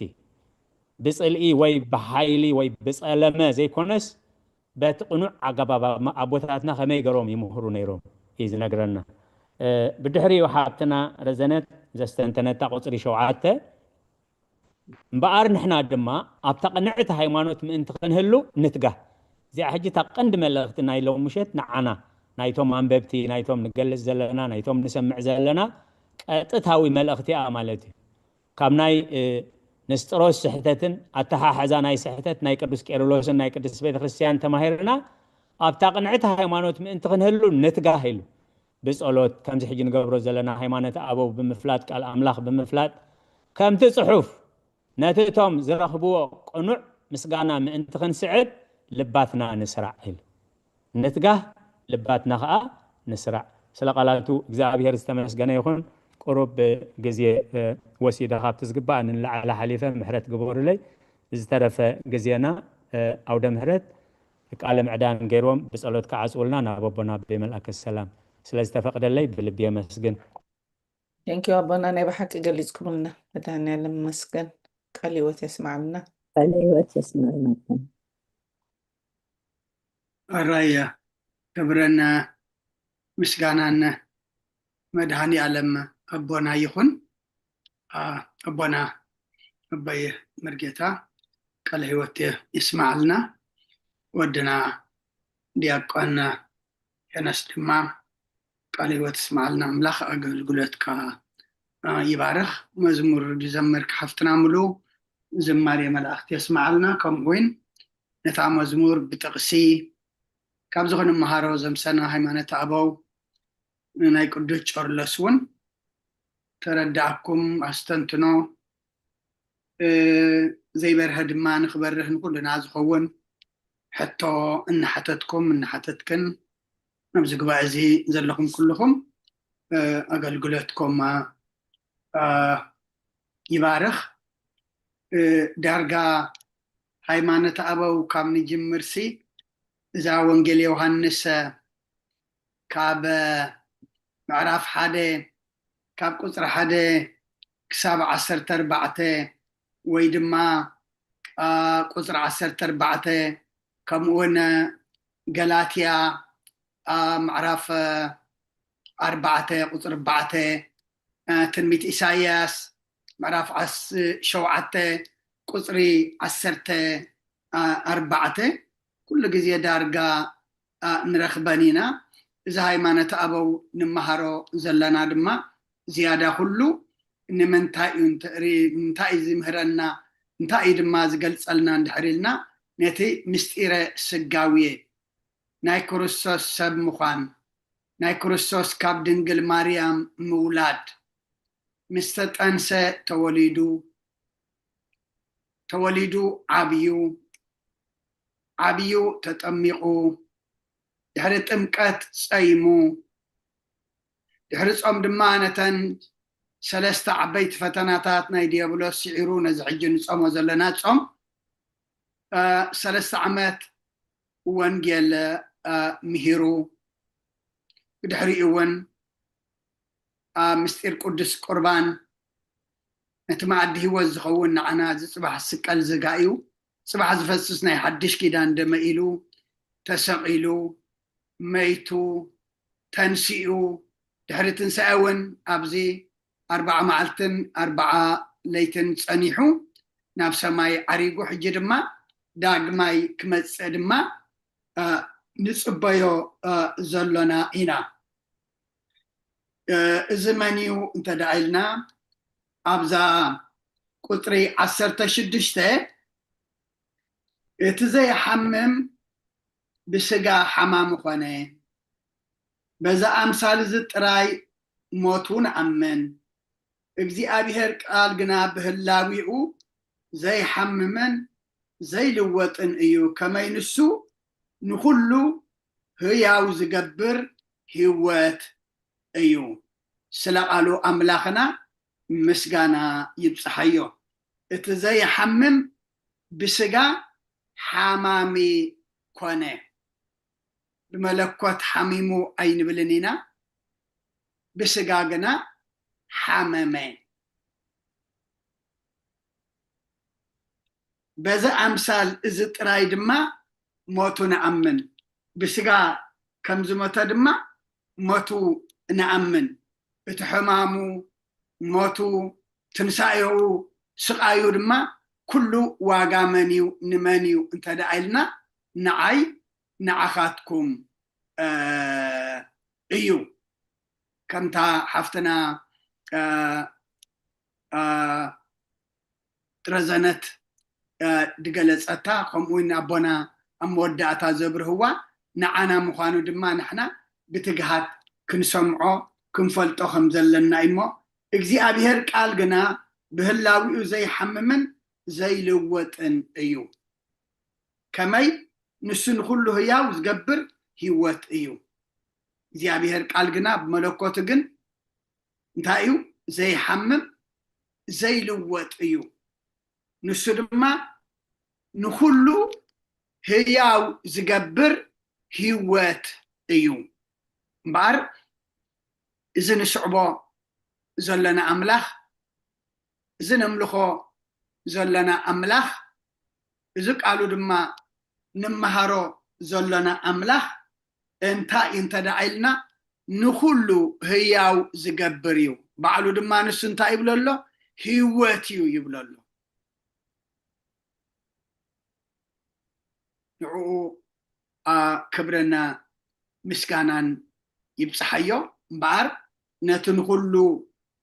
هياو زغبر هيوت دما زخونه املاح دمصو كنللي بحلف دما بزي صمزي زتعززنايو كنفصم نزصوم كاب نفتو نجر ان تخلكلنا نفقار سغا قتيلنا بمنفس كنحيل امو هيوت كنركب دما እግዚአብሔር ንኹልና ይሐግዘና ስለሁሉ እግዚአብሔር አምላኽና ምስጋና ይብጽሐዮ መደብና ብጸሎት ክንዓጹ ነዚ ግዜዝን ነዚ ጉባኤዝን ዝኸፈተልና አምላኽና ድማ ምስጋና ይብጽሐዮ ንኽብሩ ደው ንብለሉ ንድሕነትና ድማ ንጥቀመሉ ጉባኤ ድማ ይግበረልና ቅዱስ እግዚአብሔር አምላኽና ስለሁሉ ተመስገን እዚ ጉባኤ እዚ ዝኸፈት ካልና ነመስግነካ ኣብዚ ጉባኤ እዚ ክንሳተፍ ድማ አምላኽና ከይነሐምም ጣዕና ከይንደክም ሓይሊ ከይንዕንቀፍ ምርኩስ ብኻልእ ከይንውጠድ ድማ ኩሉ ናይ ስጋ ናይ ዓለም ነገር ንድሕሬና ገዲፍና ንዓና ንቅድሚት ኣምፂኻ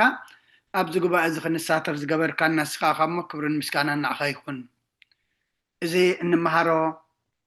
ዘለና ኩሉ ድማ ነዞም ነዚ ዝፅሓፉልና ኣቦታትና ቅዱሳን ኣሰሮም ክንክተል እቶም ቃል ኣምላኽ ዝነገርኩም ኣሰሮም ኣብነቶም ተኸተሉ እዩ ዝብል እሞ ነቶም ቅንዕቲ ሃይማኖት ዝመሃሩ ነቲ ዝመሃርዎ ድማ ብፅሑፍ ዝገደፉልና ንዓታቶም መሲልና ክንነብር ኣምላኽና እስኻ ሓግዘና ጾምና እስኻ ትቕበሎ እስኻ ትፈትዎ እስኻ ትሪኦ ሱባኤ ግበረልና ብሰላማ ጀሚርካ ድማ ብሰላም ኣፈፅመና ሰላም ኣውዒልካ እናእኻ ነመስግነካ ሰላም ከተሕድረና ድማ ንምዕቆበካ ኣብዛ ሰዓት እዚኣ ኣብ ስቃይ ኣብ ሕማም ኣብ ሓዘን ኣብ ጥምየት ኣብ ቤት ማእሰርቲ ኣብ እህታ ኣብ ፈተና ኣብ መከራን ዘለዉ ድማ ንኩሎም ኣምላኽና ከከምቲ ዘድሊ ጌርካ መሰሮ ፍጠረሎም እስኻ ኣብ ኩሉ ኣለኻ እስኻ ድማ ኩሉ ኢኻ ኣምላኽና ኩሎም ንዓ ሓገድ ንዘድልዮም ረድኤት ንዘድልዮም ኩሎም ናባኻ ነማዕቅቦም ኣለና ንዓና ድማ በቲ ዝገበርካልና ኣመስገንትን መማሰውትን ግበረና ዝሃብካና ዓድመ ድማ ኣምላኽና ኩሉ ተኣዘዝናዮ እንፍፅመሉ ብመንፈስ እንዓብየሉ ግበረልና ተባረኸት ተቐደሰት ለይቲ ግበረልና ጾምና ብሰላም ኣፈፂምካ ወደ ተወሳኢናኻ ብርሃነ ትንሳኤኻ ድማ ብድሓነ ሰላም ኣብፅሓና ከምቲ ንሐዋርያት ዝመሃርካዮም ኣብ ሰማያት ትነብር ኣቦና እናበልና ንፅዋዓካ ኣለና ብሰማያት ትነብር ኣቦና ስምካ ይቀደስ መንግስትኻ ትምፃእ ፈቃድካ ኣብ ሰማይ ከምኡ ይኩን ዕለት መግብና ለመሃበና እና ንዝበደሉና በደሎም ከም ዝሓደግናሎም በደልና ንዕወሳና እንደገልና ክፉ ኣድሕነና እምበር ኣብ ፈተና ይተእትወና መንግስትን ሓይልን ክብርን ንዘለዓለም ናትካ እሞ ኣሜን ኦዝትየ ማርያም ናይ ቅዱስ ገብርኤል መልኣክ ሰላምታ ሰላም ለክለኹ ሕሊናኺ ድንግል ኢኺ ስጋኹን ድንግል ኢኺ ኣደ እግዚኣብሔር ፀባኦት ጎይታ ሰራዊት ሰላም ለክለኹ ንስኺ ካብ ኣንስቲ ብርክቲ ኢኺ ፍረ ከርስኹም ብሩኽ እዩ ኩምልእተ ጸጋ እግዚኣብሔር ምሳኺ እዩ ኦ ፍስቲ ደስ ይበልኪ ሓጢኣትና ሰሪየልና ነፍቲ ወድኺ ኢየሱስ ክርስቶስ ምእንታና ምሕረት ለምንልና ኣሜን ፍታወይ ስረጅና ኣምላክና ወዳነ ኢየሱስ ክርስቶስ ካኒከ ከናስረት ያ ድምሳሲ ኣበሳ ወልዱ ለብሩ ከሻቴ ብርሃን አንቱም አብየ ካህናት ወአብየ ዲያቆናት እሮን ሳይዱ ገጻናት በበስምክሙ ኩንፍታኑን ጸሐነ ይረሴን ስፍሏን ሰማያት ዚዮ መሐረነ ክርስቶስ መልዓ ሰርተክልተ ዚዮ መሐረነ ክርስቶስ ዚዮ መሐረነ ክርስቶስ ዚዮ መሐረነ ክርስቶስ ዚዮ መሐረነ ክርስቶስ ዚዮ መሐረነ ክርስቶስ ዚዮ መሐረነ ክርስቶስ ዚዮ መሐረነ ክርስቶስ ዚዮ መሐረነ ክርስቶስ ዚዮ መሐረነ ክርስቶስ ዚዮ መሐረነ ክርስቶስ ዚዮ መሐረነ ክርስቶስ ዚዮ መሐረነ ክርስቶስ ከምኡውን በእንተ እግዝእትነ ማርያም መሐረነ ክርስቶስ መልዓ ሰርተክልተ በእንተ እግዝእትነ ማርያም ክርስቶስ በእንተ እግዝእትነ ማርያም ክርስቶስ በእንተ እግዝእትነ ማርያም መሐረነ ክርስቶስ በእንተ እግዝእትነ ማርያም መሐረነ ክርስቶስ በእንተ እግዝእትነ ማርያም መሐረነ ክርስቶስ በእንተ እግዝእትነ ማርያም መሐረነ ክርስቶስ በእንተ እግዝእትነ ማርያም መሐረነ ክርስቶስ በእንተ እግዝእትነ ማርያም መሐረነ ክርስቶስ በእንተ እግዝእትነ ማርያም መሐረነ ክርስቶስ በእንተ እግዝእትነ ማርያም መሐረነ ክርስቶስ በእንተ እግዝእትነ ማርያም መሐረነ ክርስቶስ በእንተ እግዝእትነ ማርያም መሐረነ ክርስቶስ ጸጋ ጎይታና ኢየሱስ ክርስቶስን ፍቅሪ እግዚአብሔር አቦን ሕብረት መንፈስ ቅዱስን ልዕለይ ናብ ልዕሊ ኩልኩመን ናብ ልዕሊ ኣብ ዘለናዮ ቦታን እፅፍን ድርብን ኮይኑ ይውረድ ፀንሐና ግዜ ክብርን ምስጋናን ኣምላኽ ይኹን ኩልኩም ዘማጋ ኣገልግሎትኩም ባርኽ ብሩኽ ምሸት ብሩኽ ለይቲ ግበረልና ኣሚን ኣቦታትና ኩልኩም ፅቡቅ ትምህርቲ ምሲና ቃለ ሂወት ተስማዓና ብፀጋን ርህራይን ከዓ እድሜኩም ነዊሕ እንጀራኩም ገዚ ደቅኩም ይወረስ አሜን ቃል ህይወት የስምዕልና ኩልኩም ዲያቆነይ ከዓ ኣብቲ ዝለዓለ ደረጃ የብፅሕካ መንጥዕና ንሃብካ አሜን ኣሜን ዕድመ ጥዕና ይሃብኩም ቃል ህይወት የስምዕልና ኩልኩም ዝተባረኸ ዝተቀደሰ ምሸት ይግበረልና ለሙሉእ ጥዕና ከዓ ንዓኺ ይሃብካ ሓፍተይ አሜን አሜን አሜን ፅጌ ሕዝያ ማሓንሳብ صاحب ቃል ህይወት የስማዓልና ቦታትና ቴንኪዩ ዲያቆን ወድና ኩልኩም ፅቡቅ ተማሂርና ፅቡቅ ምሸት ቴንኪዩ ስለ ዝነበረና ናይ ትምህርቲ ግዜ እግዚአብሔር ዝተመስገነ ይኹን ቃለ ህይወት የስማዓልና ብሩኽ ለይቲ ዲያቆን ወደይ ድማ ንዝለዓለ ማዕረገ ይብቃዕኻ አሜን እንዳባእኻ ኬድካ ኣለኻ ኣሜን እግዚአብሔር ዝተመስገነ ይሁን። አሜን አሜን። ቃል ህይወት ይስማዓልና ዲያቆን ወዲ ሓሳብ ልብኻ ስምረልካ ለዓለ ደረጃ ይብፅሕካ ቦታትና ቃል ህይወት ይስማዓልና ብሩክ ለይቲ አሜን አሜን ብሮ